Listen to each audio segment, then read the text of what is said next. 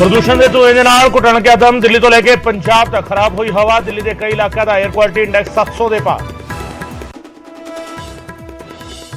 पराली साड़े जाने के मामले से सख्त सरकार। लुधियाना तो बाद संगरूर के भी किसानों के रिकॉर्ड में पाई गई रेड एंट्री। 5 लाख का ठोका जुर्माना। पराली के प्रदूषण को लेकर मुड़ केंद्र से वरे सीएम मान बोले जानबूझ के पंजाब में किया जा रहा टारगेट। प्रदूषण इकल्ले पंजाब नहीं पूरे उत्तर भारत की समस्या। मुख्यमंत्री अचानक पहुंचे समराला के तहसील दफ्तर और सेवा केंद्र। प्रबंधों का लिया जायजा। लोगों दी जानिया समस्यावां। सीएम बोले छापा मारन नहीं आया, कमियां जान के दूर करना मकसद। एसटीपीसी प्रधान की चोन लड़न से बची जगीर को। न्यूज़ 18 के बोले बचन जो दिता उस तो पिछे हटन का सवाल ही नहीं। जे पंथ चाहेगा तो करांगी सेवा। बीजेपी के नाल मिली भुगत के इल्जाम किते खारिज। विरोध करने वाले से भड़किया अमृतपाल। सीधी धमकी देंदिया बोलिया पुलिस इन्हों ना रोक के असी ही कर देवांगे इलाज। बाबा बकाड़ा तो आप विधायक दलबीर सिंह ढोंग भगौड़ा करार। बार बार समन भेजने से भी कोर्ट में नहीं होए सन पेश। तरनतारण अदालत ने अटैच करने के लिए मंगया प्रॉपर्टी का वेरवा। पंजाब दी जेलों के लाया गया बड़ा सर्च ऑपरेशन। वक्-वक् जेलों के तलाशी दौरान मिले मोबाइल। 17 फोन जब्त कर केस किए गए दर्ज। नशा तस्करों के खिलाफ पंजाब पुलिस को बड़ी कामयाबी। 3 मोस्ट वांटेड नशा तस्करों को दबोचा। मुंबई के बरामद हुए 72 किलो हैरोइन के मामले के अनवांटेड। भारत पाकिस्तान सरहद से फिर ड्रोन वाली साजिश। जलालाबाद के इलाके के दिखा ड्रोन। बीएसएफ जवानों ने की फायरिंग। तरनतारण के बंदूक की नोक से पेट्रोल पंप से हुई लुट। पैसे लुट के फरार हुए 3 बदमाश। पंप के करिंदियां के मोबाइल भी खोए। गुजरात दी विधानसभा चोणां दा होया ऐलान। 2 गेड़ां दे विच 1 ते 5 दिसंबर नूं पैणगीआं वोटां। 8 तरीक नूं आउणगे नतीजे।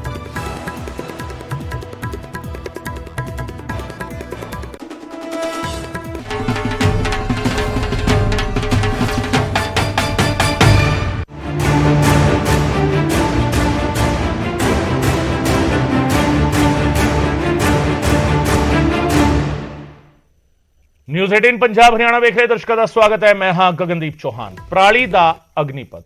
यह अग्निपथ क्यों असीं कह रहे हैं ये तुहानूं दस्सांगे। प्रदूषण की सब तो वड्डी पड़ताल। न्यूज़ 18 का लाइव रियलिटी चैक।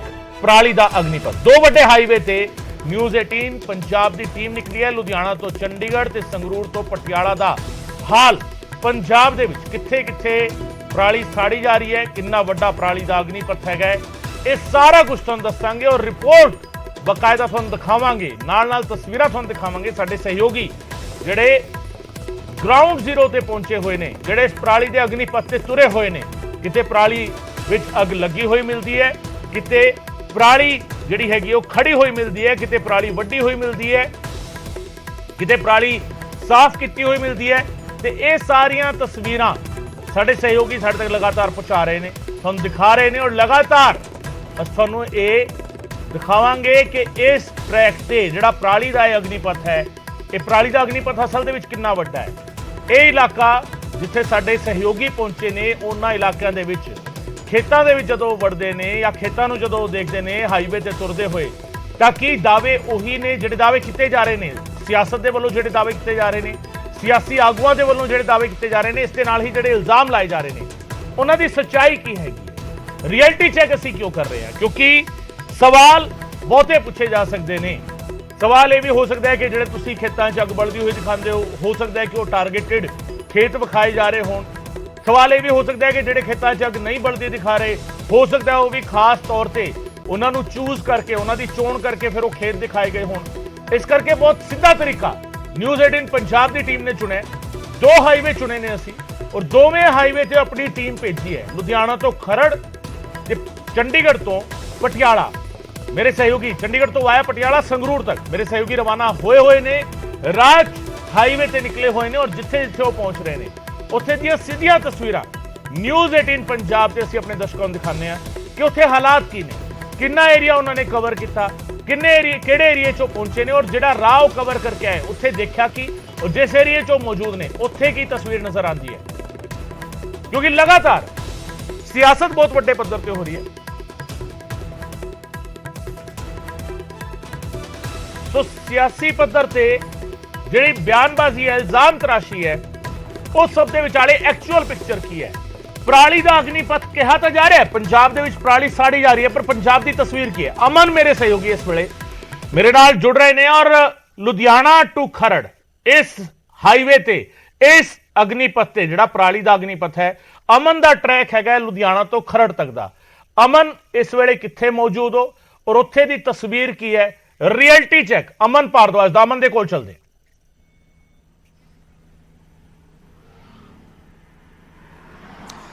गगन मैं इस वेले लुधियाना तो जिहड़ा खरड़ चंडीगढ़ हाईवे है उत्थे मौजूद हाँ और समराला क्रॉस करके जिथे जिथे ज़्यादा खेत ने वो एरिया तुहानूं विखावांगे और गड्डी दे अंदर जिवें जिवें असीं चलदे जावांगे आसे पासे की हालात ने, कित्थे कित्थे जिहड़ी पराली है वो जाली गई है और कित्थे उसकी संभाल हुई है वो तस्वीर नाल दी नाल विखावांगे क्योंकि ये ज़्यादातर एरिया गगन वो है पूरे पंजाब दे 30 लाख हैक्टेयर क्योंकि रकबा आंदा है जिथे झोना बीजिया जाता है, पर ये एरिया पिछले जे कहिए एक हफ्ते तो तीजे या चौथे नंबर ते बनया होया सीगा और लुधियाना दा जिहड़ा एयर क्वालिटी इंडेक्स है वो भी काफ़ी उस पर भी सवाल हो रहे थे कि वो भी चिंता का विषय है।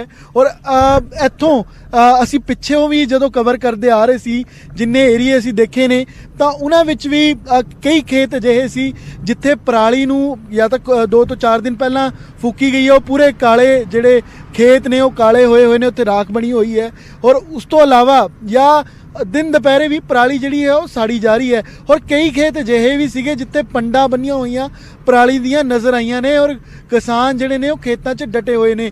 और इत्थे खास करके क्योंकि जिन्ना एरिया है गगन खरड़ तक है तो ज़्यादातर पराली ज़्यादातर झोना इत्थे लोगों ने बीजिया होया है और तस्वीरां विखावांगे कि आसे पासे जिहड़े खेत ने उत्थे दे की हालात ने, क्योंकि गगन तुहानूं तस्वीरां 'च नज़र भी आएगा कि जिहड़ा हवा है इत्थे या एटमोसफेयर है उसकी क्लैरिटी जिहड़ी है वो किन्नी है। और सामने तुसी गगन तस्वीर देखो कि तुहानूं धुआं उठदा नज़र आएगा। कोशिश करांगे कि असी बाहर निकल के जेकर तुहानूं ये तस्वीर विखा सकीए कि सामने गगन देखो कि दिन दोपहरे जिहड़ी है वो इत्थे पराली साड़ी जा रही है और आसे पासे होर खेत पर अमन जिथे अमन यही तस्वीर है। ये तस्वीर अमन ये तस्वीर बहुत कुछ बयान कर रही है। अमन ये तस्वीर बहुत कुछ बयान कर रही है। ਅਸੀਂ ਚਾਹਾਂਗੇ ਆਪਣੇ ਕੈਮਰਾਮੈਨ ਨੂੰ ਤੁਸੀਂ ਕਹੋਗੇ ਧੂਆਂ ਜਿਹੜਾ ਅੱਜ ਇਸ ਪਾਸੇ ਉੱਠ ਰਿਹਾ ਹੈ ਇੱਥੇ ਜੇਕਰ ਤੁਸੀਂ ਗੱਡੀ ਰੋਕ ਕੇ ਦਿਖਾ ਸਕੋ, ਇਸੇ ਤਸਵੀਰ ਦੇ ਵਿੱਚ ਧੂਆਂ ਵੀ ਉੱਠ ਰਿਹਾ ਹੈ, ਇਸੇ ਤਸਵੀਰ ਦੇ ਵਿੱਚ ਪਰਾਲੀ ਨੂੰ ਅੱਗ ਲਾਈ ਜਾਣ ਦੀ ਵੀ ਤਸਵੀਰ ਹੈ। ਔਰ ਜੇਕਰ ਜ਼ੂਮ ਆਊਟ ਕਰੀਏ ਅਸੀਂ ਤਾਂ ਸ਼ਾਇਦ ਉਸ ਤੋਂ ਪਹਿਲਾਂ ਦੇ ਜਿਹੜੇ ਖੇਤ ਨੇ ਉੱਥੇ ਪਰਾਲੀ ਨੂੰ ਅੱਗ ਨਹੀਂ ਲਾਈ ਗਈ ਹੈ, ਉੱਥੇ ਸਾਫ਼ ਸਫਾਈ ਕਰ ਦਿੱਤੀ ਗਈ ਹੈ, ਪਰਾਲੀ ਸਾੜੀ ਨਹੀਂ ਗਈ ਹੈ, ਅੱਗ ਨਹੀਂ ਲਾਈ ਗਈ ਪਰਾਲੀ ਨੂੰ। ਪਰ ਅੱਗੇ ਜਾ ਕੇ ਇੰਟੀਰੀਅਰ ਲੈਵਲ ਤੇ ਜਾ ਕੇ अंदर जाके अंदरूनी पद्धर ते खेतां दे विचों धुआं उठदा नज़र आ रहा है। यानी सड़क दे कंढे जिहड़े खेत ने उन्हां दे विच धुआं नहीं हैगा, सड़क तो दूर जिहड़े खेत ने उन्हां इस धुआं हैगा। हुण किहड़ा पिंड हैगा लुधियाना तो खरड़ जिहड़ा हैगा हाईवे उस ते अमन मेरे सहयोगी मौजूद ने और उत्थों तस्वीरां जिहड़ी दिखा रहे ने। अमन ये तस्वीरां दोवें चीज़ां नूं बयान करदियां ने, जिहड़ा पंजाब सरकार दा दावा वो भी कि किसान अग नहीं ला रहे और उन्ने मामले नहीं हैगे, और जिहड़ा केंद्र दा दावा या बाकी धिरां दा दावा है कि पंजाब विच पराली साड़न दे मामले वध रहे ने, जिहड़ी तस्वीरां सामने आ रही ने वो भी इक्को फ्रेम दे विच दोवें तस्वीरां नज़र आ रही ने। अमन बिल्कुल गगन साफ तौर पर क्योंकि अज भी मुख्यमंत्री वालों कहा गया कि असी तो अपने वालों ऐलान किया सी कि असी 1000 रुपया देवांगे, लेकिन केंद्र ही मुकर गया और जो केंद्र मुकर गया है पराली ते पैसे देने लई जिहड़ा मुआवजा वो देने लई तो असी 1000 रुपया दे के की करांगे, ये भी कहा गया। और ये तस्वीर है तुसी देखो कि उत्थे जिहड़ा इत्थों तीजा या चौथा खेत है इत्थों 3 ਤੋਂ 4 वट्टां बाद उत्थे पराली जिहड़ी है वो साड़ी जा रही है और आसे पासे तुहानूं नज़र आएगा कि उस तो पहला होर फसल जिहड़ी है वो बीजी हुई है और हालांकि विच वाले खेत च झोना हले भी खड़े है और दूजे पासे गगन जिहड़े खेत ने तुसीं देखो मेरे सज्जे पासे वो भी खेत जिहड़े ने उत्थे राख बनी हुई है, काले काले तुहानूं नज़र आउणगे, उत्थे भी पराली जिहड़ी है वो कुछ दिन पहला साड़ी गई है। तो ये सिचुएशन है और बाकी दूजा खेत इत्थों जिहड़े हैगे हैं वो तुहानूं परालियां दे ढेर लगे नज़र आउणगे, यानी कि हले उत्थे पराली जिहड़ी है ਉਹ ਜਲਾਈ ਨਹੀਂ ਗਈ ਹੈ, ਹਲੇ ਉੱਥੇ ਪੈਂਡਿੰਗ ਹੈ। ਲੇਕਿਨ ਇਹ ਅਜਿਹੀ ਤਸਵੀਰ ਹੈ ਜਿਸ ਕਾਰਨ ਤੁਸੀਂ ਦੇਖੋ ਕਿ ਐਵੇਂ ਟਾਵੇਂ ਵਿੱਚ ਖੇਤਾਂ ਦੇ ਧੂਆਂ ਉੱਠਦਾ, ਅੱਗ ਲੱਗਦੀ ਨਜ਼ਰ ਆਏਗੀ ਔਰ ਇਹ ਸ਼ਾਮ ਤੱਕ ਗਗਨ ਹੋਰ ਜ਼ਿਆਦਾ ਇਸ ਦੀ ਡੈਂਸਿਟੀ ਵੱਧ ਜਾਂਦੀ ਹੈ, ਸਮੋਕ ਜਿਹੜੀ ਹੈ ਉਹ ਹੋਰ ਵੱਧ ਜਾਂਦੀ ਹੈ। ਔਰ ਤੁਸੀਂ ਵਿਜ਼ਿਬਿਲਿਟੀ ਦੇਖੋ, ਜੇ ਸਾਹਮਣੇ ਤੁਸੀਂ ਦੇਖ ਪਾਓ ਤਾਂ ਮੋਟਰ ਲਈ ਜਿਹੜਾ ਘਰ ਬਣਾਇਆ ਹੋਇਆ ਹੈ ਤਾਂ ਹਲਕਾ ਧੁੰਦਲਾ ਨਜ਼ਰ ਆਏਗਾ। ਔਰ ਇੱਥੇ ਜੋ ਅਸੀਂ ਵੀ ਮਹਿਸੂਸ ਕਰ ਪਾ ਰਹੇ ਹਾਂ ਹਲਕੀ ਹਵਾ 'ਚ ਜਿਵੇਂ ਹਵਾ ਸਾਹ ਲੈਂਦੇ ਹੋਏ ਵੀ ਅੰਦਰ ਲੱਗ ਕੇ ਬਿਲਕੁਲ ਅਮਨ, ਤੁਸੀਂ ਆਪਣਾ ਸਫ਼ਰ ਹੁਣ ਜਾਰੀ ਕਰ ਸਕਦੇ ਹੋ। ਤੇ ਇਸ ਵੇਲੇ ਲੁਧਿਆਣਾ ਤੋਂ ਖਰੜ ਦੇ ਰਾਹ ਤੇ ਅਮਨ ਭਾਰਦਵਾਜ ਮੇਰੇ ਸਹਿਯੋਗੀ ਸਫ਼ਰ ਕਰ ਰਹੇ ਨੇ ਔਰ ਮੇਰੇ ਦੂਜੇ ਸਹਿਯੋਗੀ ਨਪਿੰਦਰ ਬਰਾੜ ਇਸ ਵੇਲੇ ਚੰਡੀਗੜ੍ਹ ਤੋਂ ਵਾਇਆ ਪਟਿਆਲਾ ਹੁੰਦੇ ਹੋਏ ਸੰਗਰੂਰ ਦੇ ਰਾਹ ਤੇ ਨਿਕਲੇ ਸਨ। ਇੱਕ ਵਾਰ ਫੇਰ ਨਪਿੰਦਰ ਮੇਰੇ ਨਾਲ ਜੁੜ ਰਹੇ ਨੇ। ਨਪਿੰਦਰ, ਸਵੇਰੇ ਤੁਸੀਂ ਤਸਵੀਰਾਂ ਦਿਖਾ ਰਹੇ ਸੀਗੇ, ਮਿਕਸ ਐਂਡ ਮੈਚ, ਦੋ ਖੇਤ ਅਜਿਹੇ ਜਿੱਥੇ ਪਰਾਲੀ ਸਾੜੀ ਨਹੀਂ ਗਈ, ਇੱਕ ਖੇਤ ਅਜਿਹਾ ਜਿੱਥੇ ਪਰਾਲੀ ਨੂੰ ਅੱਗ ਲਾਈ ਗਈ ਹੈ, ਫਿਰ 3-4 ਖੇਤ ਅਜਿਹੇ ਜਿੱਥੇ ਪਰਾਲੀ ਨਹੀਂ ਸਾੜੀ ਗਈ, ਸਾਂਭੀ ਹੋਈ ਹੈ, ਫਿਰ ਅੱਗ ਲਾਈ ਹੋਈ ਹੈ। ਇਸ ਵੇਲੇ ਤੁਸੀਂ ਕਿੱਥੇ ਮੌਜੂਦ ਹੋ, ਲੋਕੇਸ਼ਨ ਕੀ ਹੈਗੀ ਹੈ ਔਰ ਇੱਥੇ ਦੀ ਤਸਵੀਰ ਕੀ ਹੈ ਨਪਿੰਦਰ? ਬਿਲਕੁਲ ਗਗਨ, ਤਾਂ ਜਿਸ ਤਰ੍ਹਾਂ ਆਪਾਂ ਪਹਿਲਾਂ ਜ਼ਿਕਰ ਕੀਤਾ ਸੀ, ਆਪਾਂ ਜਦੋਂ 12 ਵਜੇ ਗੱਲਬਾਤ ਕਰ ਰਹੇ ਸੀ, ਸਾਡੇ ਦਰਸ਼ਕਾਂ ਨੂੰ ਸਾਰੀ ਜਾਣਕਾਰੀ ਦੇ ਰਹੇ ਸੀ, ਤਾਂ ਉਸ ਵੇਲੇ ਅਸੀਂ ਚੰਡੀਗੜ੍ਹ ਤੋਂ ਪਟਿਆਲਾ ਰੂਟ ਤੇ, ਯਾਨੀ ਪਟਿਆਲੇ ਦੇ ਬਿਲਕੁਲ ਨੇੜੇ ਬਹਾਦਰਗੜ੍ਹ ਦੇ ਕੋਲੇ ਸੀ, ਬਹਾਦਰਗੜ੍ਹ ਤੋਂ ਅੱਗੇ ਅਸੀਂ ਵਧੇ। ਹੁਣ ਦੇਖੋ ਅਸੀਂ ਸੰਗਰੂਰ ਪਹੁੰਚ ਗਏ ਹਾਂ, ਮੁੱਖ ਮੰਤਰੀ ਭਗਵੰਤ ਮਾਨ ਹੋਰਾਂ ਦੇ ਜ਼ਿਲ੍ਹੇ ਦੇ ਵਿੱਚ, ਯਾਨੀ ਕਰੀਬ ਅਸੀਂ 135-40 ਕਿਲੋਮੀਟਰ ਦੂਰ ਆ ਗਏ ਚੰਡੀਗੜ੍ਹ ਤੋਂ। ਦੋ ਤਿੰਨ ਚੀਜ਼ਾਂ ਅਸੀਂ ਇਸ ਦੌਰਾਨ ਜਿਹੜੀਆਂ ਆਬਜ਼ਰਵ ਕੀਤੀਆਂ। ਪਟਿਆਲਾ ਤੱਕ ਅਸੀਂ ਦੇਖਿਆ ਕਿ ਅੱਗ ਬਹੁਤ ਘੱਟ ਲੱਗੀ ਹੋਈ ਸੀ, ਦੋ ਤਿੰਨ ਥਾਵਾਂ ਤੇ ਸਾਨੂੰ ਅੱਗ ਵਾਲੇ ਹਾਲਾਤ ਨਜ਼ਰ ਆਏ। ਪਰ ਜਿੱਦਾਂ ਹੀ ਅਸੀਂ ਪਟਿਆਲਾ ਕ੍ਰਾਸ ਕਰਕੇ ਸੰਗਰੂਰ ਵੱਲ ਵਧਣਾ ਸ਼ੁਰੂ ਕੀਤਾ ਗਗਨ, ਤਾਂ ਤਸਵੀਰ ਧੁੰਦਲੀ ਤੇ ਸਾਹ ਔਖਾ ਹੋਣਾ ਸ਼ੁਰੂ ਹੋ ਗਿਆ। ਇਸ ਗੱਲ ਦੇ ਵਿੱਚ ਕੋਈ ਦੋ ਰਾਏ ਨਹੀਂ, ਕਿਉਂਕਿ ਅਸੀਂ ਦੇਖੋ ਸਾਇੰਟਿਸਟ ਤਾਂ ਹੈ ਨਹੀਂਗੇ, ਅਸੀਂ ਟੈਕਨੀਕਲੀ ਤਾਂ ਇਹਨਾਂ ਚੀਜ਼ਾਂ ਬਾਰੇ ਦੱਸ ਨਹੀਂ ਸਕਦੇ, ਪਰ ਅਸੀਂ ਇੱਕ ਰਿਪੋਰਟਰ ਹੋਣ ਦੇ ਨਾਤੇ ਅਸੀਂ ਉਹ ਚੀਜ਼ਾਂ ਆਬਜ਼ਰਵ ਕਰਕੇ ਸਾਡੇ ਦਰਸ਼ਕਾਂ ਤੱਕ ਦੱਸਣ ਦੀ ਕੋਸ਼ਿਸ਼ ਕਰਦੇ ਹਾਂ ਕਿ ਜੇ ਅਸੀਂ ਦੇਖੋ ਚੰਡੀਗੜ੍ਹ ਤੋਂ ਇੱਥੇ ਤੱਕ ਚੱਲੇ ਤਾਂ ਅਸੀਂ ਪੂਰੇ ਰਾਹ ਦਾ ਮਾਹੌਲ, ਪੂਰੇ ਰਾਹ ਦਾ ਵਾਤਾਵਰਨ ਦੇਖਿਆ। ਯਕੀਨ ਮੰਨੋ ਗਗਨ, ਸਾਹ ਔਖਾ ਆ ਰਿਹਾ। ਤਸਵੀਰਾਂ ਦੇਖ ਲਓ ਤੁਸੀਂ ਕੈਮਰੇ ਦੀ ਨਜ਼ਰ ਨਾਲ, ਦੂਰ ਤੱਕ ਤੁਹਾਨੂੰ ਜਿੱਥੇ ਥੋੜਾ ਧੁੰਦਲਾ ਨਜ਼ਰ ਆਏਗਾ। ਸੰਗਰੂਰ ਦੇ ਜਿਹੜੇ ਮੈਪ ਅਸੀਂ ਦੇਖਦੇ ਮਾਹਰ ਦਿੰਦੇ ਨੇ, ਉਹਨਾਂ ਨਕਸ਼ਾ ਮੁਤਾਬਕ ਵੀ ਸੰਗਰੂਰ ਆ ਜਿਹੜਾ ਉਹ ਉਹਨਾਂ ਜ਼ਿਲ੍ਹਿਆਂ ਦੇ ਵਿੱਚ ਆਉਂਦਾ ਜਿੱਥੇ ਜ਼ਿਆਦਾ ਇਸ ਵੇਲੇ ਪ੍ਰਦੂਸ਼ਣ ਹੈ, ਚਾਹੇ ਉਹ ਪਰਾਲੀ ਦਾ, ਧੂਏ ਦਾ, ਜਿੱਦਾਂ ਵੀ ਆ। ਉਹ ਤਸਵੀਰ ਅਸੀਂ ਇੱਥੇ ਦੇਖਣ ਨੂੰ ਸਾਨੂੰ ਮਿਲ ਰਹੀ ਹੈ। ਧੂਆਂ ਹੈਗਾ, ਸਾਹ ਬਿਲਕੁਲ ਔਖਾ ਆ ਰਿਹਾ। ਔਰ ਦੂਜੀ ਗੱਲ ਦੇਖੋ, ਜਿਵੇਂ ਆ ਖੇਤ ਹੈ, ਅਜੇ ਇੱਕ ਤਸਵੀਰ ਦਿਖਾਓ ਥੱਲੇ, ਆ ਖੇਤ ਦੇਖੋ ਤਿਆਰ ਹੀ ਆ ਤਕਰੀਬਨ, ਕਿਉਂਕਿ ਇੱਥੇ ਪਰਾਲੀ ਜਿਹੜੀ ਵਾਹ ਦਿੱਤੀ ਗਈ ਆ। ਪਰ ਬੇਸ਼ੱਕ ਪਰਾਲੀ ਵਾਹ ਦਿੱਤੀ ਗਈ ਹੈ, ਪਰ ਕਿਉਂਕਿ ਅਸੀਂ ਆਪ ਇੱਕ ਕਿਸਾਨ ਹੈ, ਸਾਨੂੰ ਪਤਾ ਹੈ, ਉਹ ਵੱਟਾਂ ਤੋਂ ਪਤਾ ਲੱਗਦਾ ਹੈ। ਵੱਟਾਂ ਦੇ ਨਾਲ ਥੋੜੇ ਜਿਹੜੇ ਰਹਿੰਦ ਖੂਨ ਸਮਝ ਲਓ, ਜਾਂ ਫਿਰ ਟਾਂਗਰ ਜਿਹੜਾ ਮਾੜਾ ਜਿਹੜਾ ਖੜਾ, ਉੱਥੋਂ ਪਤਾ ਲੱਗਦਾ ਹੈ, ਨਾੜ ਖੜਾ ਹੈ ਕਿ ਇਹਨੂੰ ਵੀ ਅੱਗ ਲਾਈ ਗਈ ਸੀ ਖੇਤ ਨੂੰ। ਠੀਕ ਹੈ, ਗੱਲ ਇਹ ਨਹੀਂ ਹੈ ਕਿ ਅੱਗ ਲਾਈ ਕਿਉਂ ਗਈ, ਕੀ ਕੀਤਾ ਗਿਆ, ਉਹਦੇ ਪਿੱਛੇ ਵੱਖਰੇ ਤਰਕ ਨੇ। ਕਿਸਾਨ ਦੇ ਆਪਣੇ ਹਾਲਾਤ ਨੇ, ਕਿਸਾਨ ਦੀ ਆਪਣੀ ਮਜਬੂਰੀ ਆ, ਪਰ ਗੱਲ ਆ ਕੇ ਉੱਥੇ ਨਿਬੜਦੀ ਆ। ਫਿਰ ਇਹ ਠੀਕ ਕਿਹਨੇ ਕਰਨਾ ਸੀ? ਸਰਕਾਰਾਂ ਦੇ ਆਪਣੇ ਤਰਕ ਆ। ਦਿੱਲੀ ਵਾਲੇ ਕਹਿੰਦੇ ਆ ਕਿ ਅਸੀਂ ਜਿਹੜੀਆਂ ਸਹੂਲਤਾਂ ਦਿੱਤੀਆਂ, ਤਾਂ ਗਗਨ ਅਸੀਂ ਅੱਗੇ ਨੂੰ ਵਧਦੇ ਆ, ਕਿਉਂਕਿ ਅਸੀਂ ਤਸਵੀਰ ਦਿਖਾਉਣੀ ਆ। ਅਜੇ ਤਸਵੀਰ ਤੁਹਾਡੀ ਅੱਗੇ ਵੱਲ ਨੂੰ ਕਰ ਲਓ, ਮੇਰੇ ਚਿਹਰੇ ਨਾਲੋਂ ਲੋਕ ਮੈਨੂੰ ਲੱਗਦਾ ਕਿ ਤਸਵੀਰਾਂ ਦੇਖਣੀਆਂ ਜ਼ਿਆਦਾ ਪਸੰਦ ਕਰਨਗੇ। ਤਾਂ ਅਸੀਂ ਅੱਗੇ ਵਧਦੇ ਆ ਇੱਥੋਂ ਪਟਿਆਲਾ ਵੱਲ ਨੂੰ, ਸੰਗਰੂਰ ਤੋਂ, ਔਰ ਉੱਥੇ ਅਸੀਂ ਕੋਸ਼ਿਸ਼ ਕਰਾਂਗੇ ਤਾਂ ਕਿ ਇਸ ਰਸਤੇ ਦੇ ਵਿੱਚ ਹੁਣ ਕਰੀਬ ਜਿੰਨੇ ਕਿਲੋਮੀਟਰ ਅਸੀਂ ਦਿਖਾ ਪਾਈਏ, ਤਾਂ ਕਿ ਹਰ ਚੀਜ਼ ਕਲੀਅਰ ਹੋਵੇ ਕਿ ਅਸਲ ਤਸਵੀਰ ਹੈ ਕੀ। ਤਾਂ ਲਓ ਜੀ, ਅਸੀਂ ਚੱਲ ਪਏ ਹਾਂ ਸੰਗਰੂਰ ਤੋਂ ਗਗਨ। ਕੁਝ ਮਿੰਟਾਂ ਦੇ ਵਿੱਚ ਹੀ ਅਸੀਂ ਕਾਫੀ ਤਸਵੀਰਾਂ ਦਿਖਾਉਣ ਦੀ ਕੋਸ਼ਿਸ਼ ਕਰਦੇ ਹਾਂ, ਨਾਲ ਆਪਾਂ ਗੱਲਬਾਤ ਕਰਦੇ ਹਾਂ। ਦੇਖੋ, ਤੁਹਾਨੂੰ ਧੁੰਦਲੀ ਤਸਵੀਰ ਨਜ਼ਰ ਆਏਗੀ। ਅਸੀਂ ਇੱਕ ਪੁਲ ਤੇ ਆ ਕੇ ਖੜੇ ਸੀ, ਕਿਉਂਕਿ ਹਾਈਵੇ ਜਿਹੜੇ ਨੇ ਤਕਰੀਬਨ ਪੁਲਾਂ ਵਾਲੇ ਨੇ ਅੱਜ ਕੱਲ੍ਹ, ਇਹ ਵੱਡਾ ਹਾਈਵੇ ਆ ਬਠਿੰਡਾ ਚੰਡੀਗੜ੍ਹ। ਤਾਂ ਇਸ ਹਾਈਵੇ ਤੇ ਦੇਖੋ ਤੁਸੀਂ, ਪੁਲ ਦੇ ਉੱਪਰੋਂ ਆ ਕੇ ਅਸੀਂ ਵੱਡੀ ਤਸਵੀਰ ਦੇਖੀ ਆ, ਤਾਂ ਅੱਗੇ ਇੱਕ ਹੋਰ ਹਾਈਵੇ ਆ। ਦੇਖੋ ਧੂਆਂ ਆਸੇ ਪਾਸੇ ਨਜ਼ਰ ਆ ਰਿਹਾ, ਹਾਲਾਂਕਿ ਕਿਉਂਕਿ ਇਹਨਾਂ ਜਿਹੜੇ ਆਸ-ਪਾਸ ਵਾਲੇ ਖੇਤ ਨੇ, ਇਹਨਾਂ ਦੇ ਵਿੱਚੋਂ ਝੋਨਾ ਵੱਡੇ ਨੂੰ ਦਿਨ ਹੋ ਗਏ ਨੇ। ਜਦੋਂ ਦਿਨ ਵੱਡੇ ਨੂੰ ਹੋ ਗਏ ਨੇ, ਤਾਂ ਕਿਉਂਕਿ 2-4 ਦਿਨ ਲੈਂਦਾ ਟਾਂਗਰ, ਤਾਂ ਉਹ ਨਾੜ ਜਿਹੜਾ ਜੋ ਸੁੱਕ ਜਾਂਦਾ, ਤਾਂ ਉਹਨੂੰ ਵੱਢ ਕੇ ਤੇ ਫਿਰ ਅੱਗ ਲਾਉਣ ਵਾਲੇ ਪਾਸੇ ਕਿਸਾਨ ਆ ਜਿਹੜਾ ਵੱਧ ਜਾਂਦਾ। ਤਾਂ ਲਓ ਜੀ, ਉਹ ਧੂਆਂ ਨਿਕਲ ਰਿਹਾ ਇਸ ਖੇਤ ਦੇ ਵਿੱਚੋਂ ਖੱਬੇ ਹੱਥ। ਯਾਨੀ ਸੰਗਰੂਰ ਦੇ ਵਿੱਚ ਇਹ ਤਸਵੀਰ ਕਾਫੀ ਹੱਦ ਤੱਕ ਦਿਖ ਰਹੀ ਹੈ, ਬਿਲਕੁਲ ਥੋੜੀ ਥਾਂ ਤੇ ਤੁਹਾਨੂੰ ਦਿਖ ਰਹੀ, ਕਿਉਂਕਿ ਇਹ ਮੱਚ ਚੁੱਕਿਆ ਟਾਂਗਰ ਇਸ ਖੇਤ ਦੇ ਵਿੱਚ। ਤਾਂ ਨੋ ਡਾਊਟ ਕਿ ਇਹ ਸੰਗਰੂਰ ਦੇ ਇਲਾਕੇ ਦੇ ਵਿੱਚ ਇਹ ਜ਼ਿਆਦਾ ਨਜ਼ਰ ਆ ਰਹੀ ਹੈ ਅੱਗ ਲਾਉਣ ਦੀਆਂ ਘਟਨਾਵਾਂ।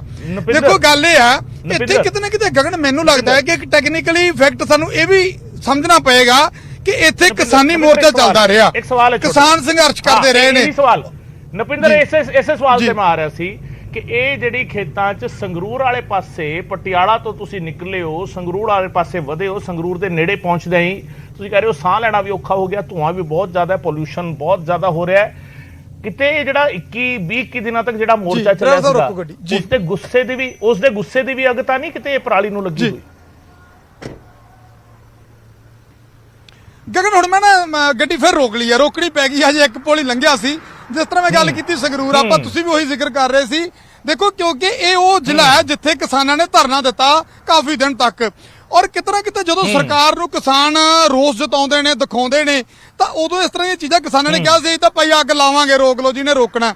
ਕਈ ਥਾਵਾਂ ਤੇ ਦੇਖੋ ਜਿਹੜੀਆਂ ਫਾਇਰ ਬ੍ਰਿਗੇਡਾਂ ਘੇਰੀਆਂ ਗਈਆਂ, ਕਈ ਥਾਵਾਂ ਤੇ ਮੁਲਾਜ਼ਮ ਅਫਸਰ ਘੇਰੇ ਗਏ। ਤਾਂ ਮੈਨੂੰ ਲੱਗਦਾ ਕਿ ਉਹ ਰੋਸ ਦਿਖਾਉਣ ਦੇ ਕਰਕੇ ਵੀ ਕਈ ਵਾਰੀ ਜਿਹੜੀਆਂ ਇਸ ਤਰ੍ਹਾਂ ਦੀ ਘਟਨਾਵਾਂ ਨੂੰ ਜ਼ਿਆਦਾ ਦੇਖਿਆ ਜਾ ਰਿਹਾ ਕਿ ਸ਼ਾਇਦ ਉਹ ਗੁੱਸਾ ਜਿਹੜਾ ਉਹ ਆ ਪਰਾਲੀ ਨੂੰ ਅੱਗ ਦੇ ਰੂਪ ਦੇ ਵਿੱਚ ਸਾਹਮਣੇ ਆ ਰਿਹਾ। ਆ ਇੱਕ ਸੱਜੇ ਹੱਥ ਖੇਤ, ਇੱਥੇ ਵੀ ਅੱਗ ਲੱਗੀ ਹੋਈ ਆ, ਯਾਨੀ ਇਹ ਵੀ ਅੱਜ ਹੀ ਲਾਈ ਗਈ ਆ ਤੇ ਇੱਧਰ ਹਜੇ ਮੱਚੀ ਜਾਂਦਾ ਟਾਂਗਰ। ਤਾਂ ਇਹ ਤਸਵੀਰਾਂ ਜਿਹੜੀਆਂ ਨੇ ਇਹ ਇੱਕ ਉਹੀ ਗੱਲ ਆ ਗਈ ਗਗਨ ਕਿ ਕਿਸਾਨ ਕਹਿੰਦਾ ਅਸੀਂ ਤਾਂ ਪਹਿਲਾਂ ਹੀ ਔਖੇ ਆ, ਅਸੀਂ ਮਜਬੂਰ ਆ। ਪਰ ਨਾ ਇਸ ਚੀਜ਼ ਨੂੰ ਆਪਾਂ ਪਹਿਲਾਂ ਵੀ ਜ਼ਿਕਰ ਕੀਤਾ ਕਿ ਗੱਲ ਪ੍ਰਦੂਸ਼ਣ ਦੀ ਹੋ ਰਹੀ ਆ, ਪਰਾਲੀ ਨੂੰ ਅੱਗ ਦੀ ਹੋ ਰਹੀ ਆ। ਪਰ ਇਹ ਕਿੱਥੇ ਸਾਬਤ ਹੋ ਪਾ ਰਿਹਾ ਗਗਨ ਕਿ ਬੇਸ਼ੱਕ ਪਰਾਲੀ ਸੜ ਰਹੀ ਹੈ, ਬੇਸ਼ੱਕ ਪਰਾਲੀ ਮੱਚ ਰਹੀ ਹੈ, ਇਹ ਗੱਲ ਪਰ ਸਾਬਤ ਨਹੀਂ ਹੋ ਪਾ ਰਹੀ ਕਿ ਕੀ ਇਸੇ ਪਰਾਲੀ ਨੂੰ ਅੱਗ ਲਾਉਣ ਕਰਕੇ ਪ੍ਰਦੂਸ਼ਣ ਹੋ ਰਿਹਾ। ਕਿਉਂਕਿ ਆਪਾਂ ਜਿਵੇਂ ਪਹਿਲਾਂ ਅੰਕੜਾ ਤੇ ਗੱਲ ਕੀਤੀ ਸੀ, ਤੁਸੀਂ ਬੜਾ ਡਿਟੇਲ ਦੇ ਵਿੱਚ ਸਮਝਾਇਆ ਸੀ ਸਾਡੇ ਦਰਸ਼ਕਾਂ ਨੂੰ ਕਿ ਭਾਈ ਪੰਜਾਬ ਦੇ ਵਿੱਚ ਜਿਹੜਾ ਐਵਰੇਜ ਪ੍ਰਦੂਸ਼ਣ ਹੈ, ਜਿਹੜਾ ਹਵਾ ਦਾ ਪੈਰਾਮੀਟਰ ਹੈ, ਉਹ 191 ਐਵਰੇਜ, ਹਰਿਆਣੇ ਦਾ 400, ਦਿੱਲੀ ਦਾ 450। ਅਜੇ ਜੀ ਆਜੋ ਤਾਂ 450 ਅਜਿਹੇ ਦੇ ਵਿੱਚ ਤੁਸੀਂ ਕਿਵੇਂ ਕਹਿ ਸਕਦੇ ਹੋ ਕਿ ਜਿਹੜੇ ਸੂਬੇ 'ਚ ਪਰਾਲੀ ਨੂੰ ਅੱਗ ਲੱਗ ਰਹੀ ਹੈ ਉਹ ਤਾਂ 200 ਤੋਂ ਥੱਲੇ ਪ੍ਰਦੂਸ਼ਣ ਲੈਵਲ ਹੈ, ਤੇ ਤੁਹਾਡੇ ਜਿੱਥੇ ਧੂਆਂ ਜਾ ਰਿਹਾ, ਤੁਹਾਡੇ ਧੂਆਂ ਪਹੁੰਚ ਗਿਆ 450 ਤੇ। ਇੱਕ ਹੋਰ ਐਗਜ਼ਾਮਪਲ ਸੀ ਮੰਡੀ ਗੋਬਿੰਦਗੜ੍ਹ। ਡਰਾਈਵਰ ਸਾਹਿਬ ਗੱਡੀ 'ਚ ਬੈਠੋ। ਤਾਂ ਮੰਡੀ ਗੋਬਿੰਦਗੜ੍ਹ ਦੇ ਵਿੱਚ ਦੇਖੋ ਇੰਡਸਟਰੀ ਹੈ, ਉਸ ਇੰਡਸਟਰੀ ਵਾਲੇ ਸ਼ਹਿਰ ਦੇ ਵਿੱਚ 400 ਦੇ ਨੇੜੇ ਪਹੁੰਚ ਗਿਆ ਪ੍ਰਦੂਸ਼ਣ। ਲੁਧਿਆਣਾ ਇੰਡਸਟਰੀ ਹੈ, ਉੱਥੇ 400 ਦੇ ਨੇੜੇ ਪਹੁੰਚ ਗਿਆ। ਤੇ ਜਿੱਥੇ ਜਿੱਥੇ ਪੰਜਾਬ ਦੇ ਬਾਕੀ ਜ਼ਿਲ੍ਹਿਆਂ ਦੇ ਵਿੱਚ ਅੱਗ ਲੱਗੀ ਹੈ, ਉਹਨਾਂ ਇਲਾਕਿਆਂ ਦੇ ਵਿੱਚ ਪ੍ਰਦੂਸ਼ਣ 200 ਤੋਂ ਘੱਟ ਹੈ। ਬੇਸ਼ੱਕ ਹੁਣ ਸਾਹ ਲੈਣਾ ਔਖਾ ਹੈ, ਕੁਝ ਦਿਨ ਦੇ ਲਈ ਇਦਾਂ ਹੋ ਸਕਦਾ, ਪਰ ਗਗਨ ਸਵਾਲ ਫਿਰ ਉੱਥੇ ਆ ਕੇ ਨਿਬੜਦਾ ਇਹਦੇ ਤੋਂ ਜੇ ਦੇਸੀ ਤਰੀਕੇ ਨਾਲ ਅਸੀਂ ਸਮਝਣ ਦੀ ਕੋਸ਼ਿਸ਼ ਕਰੀਏ। ਅਜੇ ਜੀ ਆਜੋ, ਜੇ ਅਸੀਂ ਦੇਸੀ ਤਰੀਕੇ ਨਾਲ ਸਮਝਣ ਦੀ ਕੋਸ਼ਿਸ਼ ਕਰੀਏ ਤਾਂ ਫਿਰ ਪ੍ਰਦੂਸ਼ਣ ਤਾਂ ਉਹਨਾਂ ਸ਼ਹਿਰਾਂ 'ਚ ਜ਼ਿਆਦਾ ਹੈ ਜਿੱਥੇ ਇੰਡਸਟਰੀ ਹੈ, ਔਰ ਉਹਨਾਂ ਸ਼ਹਿਰਾਂ ਦੇ ਨਾਲੋਂ ਜ਼ਿਆਦਾ ਹੈ ਜਿੱਥੇ ਪਰਾਲੀ ਨੂੰ ਅੱਗ ਲੱਗ ਰਹੀ ਹੈ। ਪਰ ਹੁਣ ਗੱਲ ਕਿਉਂਕਿ ਆਪਾਂ ਪਰਾਲੀ ਦੀ ਕਰ ਰਹੇ ਹਾਂ, ਪਰਾਲੀ ਦੇ ਨਾਲ ਹੋ ਰਹੇ ਧੂਏ ਦੀ ਗੱਲ ਕਰ ਰਹੇ ਹਾਂ, ਤੇ ਇੱਕ ਵਾਰ ਫਿਰ ਤੋਂ ਅਸੀਂ ਚੱਲ ਪਏ ਹਾਂ ਕਿਉਂਕਿ ਜਿੱਥੇ ਜਿੱਥੇ ਜਿਵੇਂ ਦੀ ਤਸਵੀਰ ਅਸੀਂ ਬਿਲਕੁਲ ਐਗਜ਼ੈਕਟ ਤਸਵੀਰ ਦਿਖਾਉਣ ਦੀ ਕੋਸ਼ਿਸ਼ ਕਰਨੀ ਹੈ। ਸਾਡਾ ਕੰਮ ਕਿਸੇ ਨੂੰ ਕੋਸ਼ਿਸ਼ ਕਰਨ ਨਾਲ ਨਹੀਂ ਹੈ। ਇੱਕ ਸਵਾਲ ਹੋਰ ਰਹਿਣ ਦੇ ਵਿੱਚ ਸਿਰਫ ਇਹੀ ਹੈ ਕਿ ਅਸਲ ਤਸਵੀਰ ਦਿਖਾ ਦਈਏ, ਫੈਸਲਾ ਦਰਸ਼ਕਾਂ ਨੇ ਕਰਨਾ। ਜੀ ਨਵਿੰਦਰ, ਇੱਕ ਸਵਾਲ ਹੋਰ ਜ਼ਿਹਨ ਦੇ ਵਿੱਚ ਆਇਆ, ਜਿਹੜੀ ਗੱਲ ਤੁਸੀਂ ਕਹਿ ਰਹੇ ਹੋ ਕਿ ਪੋਲਿਊਸ਼ਨ ਪਰਾਲੀ ਵਾਲਾ ਇੱਕ, ਦੂਜਾ ਇੰਡਸਟਰੀ ਵਾਲਾ ਪੋਲਿਊਸ਼ਨ। ਉਹ ਜਿੰਨਾ ਸ਼ਹਿਰਾਂ ਦੇ ਵਿੱਚ ਸਨਅਤ ਹੈਗੀ ਹੈ, ਸਨਅਤੀ ਖੇਤਰ ਹੈਗੇ, ਉੱਥੇ ਪੋਲਿਊਸ਼ਨ ਆਲਰੇਡੀ ਸੀਗਾ, ਉੱਥੇ ਦਾ ਹੀ ਅੰਕੜਾ ਥੋੜਾ ਜਿਹਾ ਹੋਰ ਜ਼ਿਆਦਾ ਆਇਆ ਹੈ। ਕਿਤੇ ਨਾ ਕਿਤੇ ਇੱਕ ਸਵਾਲ ਇਹ ਵੀ ਆਉਂਦਾ ਹੈ ਕਿ ਜੇਕਰ ਇੰਡਸਟਰੀ ਦੇ ਪੋਲਿਊਸ਼ਨ ਨੂੰ ਹੀ ਕੰਟਰੋਲ ਕਰ ਲਿਆ ਜਾਵੇ ਪਹਿਲਾਂ, ਜਿਸ ਪਰਾਲੀ ਦਾ ਹਰ ਵਾਰ ਜਿਹਨੂੰ ਪ੍ਰੋਬਲਮੈਟਿਕ ਦੱਸ ਦਿੱਤਾ ਜਾਂਦਾ ਹੈ, ਪੋਲੀਟੀਕਲ ਇਸ਼ੂ ਬਣਾ ਦਿੱਤਾ ਜਾਂਦਾ ਹੈ, ਇਹ ਤਾਂ ਇੱਕ ਸੀਜ਼ਨ ਹੈ, ਇੱਕ ਸੀਜ਼ਨ ਤੋਂ ਬਾਅਦ ਫਿਰ ਇਹ ਮੁੱਕ ਜਾਏਗਾ ਮਸਲਾ। ਜਿਹੜਾ ਇੰਡਸਟਰੀ ਵਾਲਾ ਪੋਲਿਊਸ਼ਨ ਹੈ ਉਹ ਤਾਂ ਕਿਸੇ ਸੀਜ਼ਨ ਦਾ ਮੁਤਾਜ ਨਹੀਂ ਹੈਗਾ, ਉਹ ਤਾਂ ਸਾਰੇ ਸੀਜ਼ਨ ਹੈ, 12 ਮਹੀਨੇ ਦਾ ਉਹਦਾ ਸੀਜ਼ਨ ਚੱਲਦਾ ਹੈ, ਉਹਨੂੰ ਕੰਟਰੋਲ ਨਹੀਂ ਕਰਦੇ। ਪਰਾਲੀ ਜਦੋਂ ਸਾੜਨ ਦਾ ਸੀਜ਼ਨ ਆਉਂਦਾ ਫਿਰ ਕਿਸਾਨਾਂ ਦੇ ਸਿਰ ਸਾਰਾ ਠੀਕਰਾਪਨ ਦਿੱਤਾ ਜਾਂਦਾ ਹੈ, ਬਈ ਤੁਸੀਂ ਉਹ ਸਾਰੇ ਗਲਤ ਕਰ ਰਹੇ ਹੋ, ਬਾਕੀ ਸਾਰਾ ਤਾਂ ਠੀਕ ਸੀਗਾ।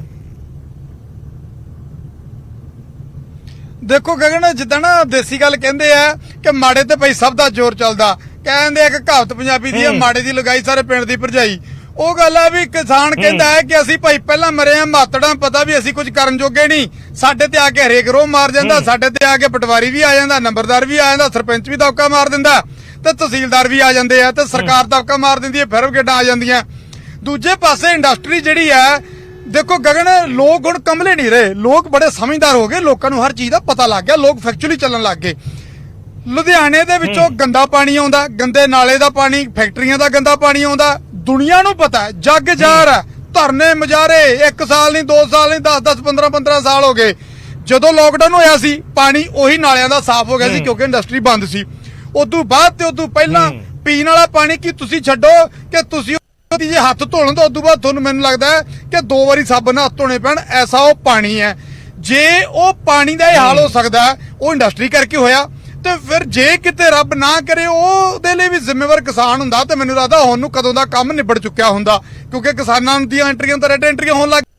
ਇਸ ਕਰਕੇ ਕਿਸਾਨ ਵੀ ਇਹ ਕਹਿੰਦਾ ਕਿ ਤੁਸੀਂ ਜੇ ਵਾਕਈ ਤੁਸੀਂ ਸਾਫ਼ ਨੀਅਤ ਨਾਲ ਕੰਮ ਕਰਨਾ ਤਾਂ ਤੁਸੀਂ ਇੱਕ ਵਾਢੋ ਤਰਤੀਬ ਨਾਲ ਚੱਲਣਾ ਪਏਗਾ।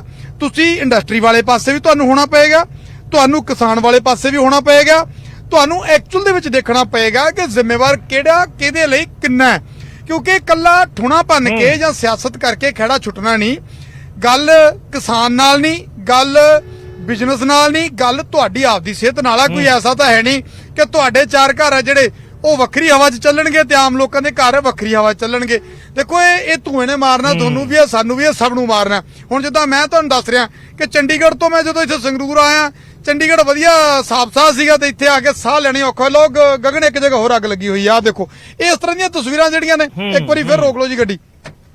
ਇਹ ਤਸਵੀਰਾਂ ਦਿਖਾਉਣ ਦਾ ਮਕਸਦ ਗਗਨ ਇੱਕ ਸਾਡੇ ਦਰਸ਼ਕਾਂ ਨੂੰ ਬੜਾ ਕਲੀਅਰ ਕਰ ਦਈਏ, ਸਾਡਾ ਮਕਸਦ ਕੋਈ ਇਹ ਨਹੀਂ ਹੈ ਕਿ ਅਸੀਂ ਇੱਥੇ ਆ ਗਏ ਆ ਤੇ ਕਿਸਾਨਾਂ ਨੂੰ ਮਾਫ ਕਰਨਾ ਕਿ ਕਿਸਾਨਾਂ ਨੂੰ ਅਸੀਂ ਗੁਨੇਗਾਰ ਠਹਿਰਾਉਣ ਆਏ ਆ। ਅਸੀਂ ਗੁਨੇਗਾਰ ਕਿਸਾਨਾਂ ਨੂੰ ਠਹਿਰਾਉਣ ਨਹੀਂ ਆਏ, ਅਸੀਂ ਜਸਟ ਮੁੱਦੇ ਤੇ ਗੱਲ ਕਰ ਰਹੇ ਹਾਂ।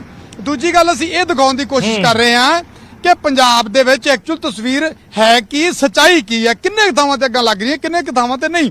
ਤਾਂ ਜਿਵੇਂ ਮੈਂ ਪਹਿਲਾਂ ਗੱਲ ਕੀਤੀ ਸੀ ਗਗਨ, ਮੈਨੂੰ ਇਹ ਲੱਗਦਾ ਕਿ ਜੇ ਸੰਗਰੂਰ ਇਸ ਇਲਾਕੇ ਦੇ ਵਿੱਚ ਜ਼ਿਆਦਾ ਲੱਗ ਰਹੀਆਂ ਤਾਂ ਕਿਤੇ ਨਾ ਕਿਤੇ ਕਿਸਾਨਾਂ ਦੇ ਵਿੱਚ ਜਿਹੜਾ ਰੋਸ ਸੀ, ਸਰਕਾਰ ਦੇ ਨਾਲ ਭਿੜੇ ਵੀ ਰਹੇ, ਪਹਿਲਾਂ ਕੇਂਦਰ ਨਾਲ, ਹੁਣ ਪੰਜਾਬ ਸਰਕਾਰ ਨਾਲ ਵੀ ਭਿੜੇ ਰਹੇ, ਤਾਂ ਉਹ ਮੈਨੂੰ ਲੱਗਦਾ ਜਿਹੜੀ ਉਹ ਭਿੜੰਤ ਸੀ, ਜਿਹੜੀ ਉਹ ਟੱਕਰ ਸੀ, ਉਹ ਟਾਕਰਾ ਸੀ, ਉਹ ਟਾਕਰੇ ਦੀ ਅੱਗ ਆ ਜਿਹੜੀ ਉਹ ਇਸ ਅੱਗ ਦੇ ਵਿੱਚ ਵੀ ਤਬਦੀਲ ਹੋਈ। ਆਹ ਦੇਖੋ ਤੁਸੀਂ ਕਿਵੇਂ ਆ ਕੰਨ ਉੱਡ ਰਹੇ ਆ ਧੂਏ ਦੇ।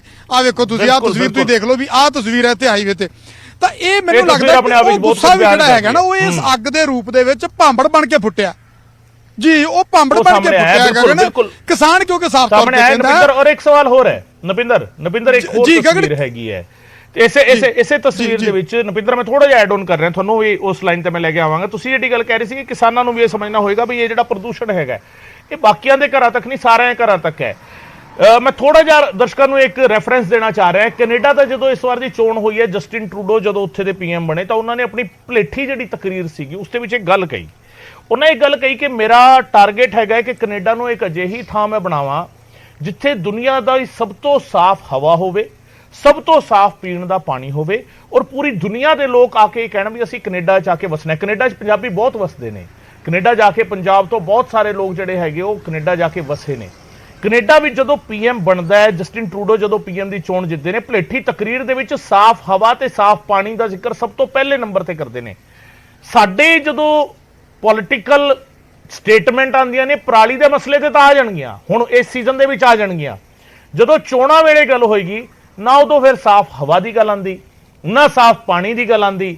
ਉਸ ਵੇਲੇ ਮਸਲੇ ਜਿਹੜਾ ਹੈਗਾ ਉਹ ਕੁਝ ਹੋਰ ਹੀ ਬਣ ਜਾਂਦੇ ਨੇ।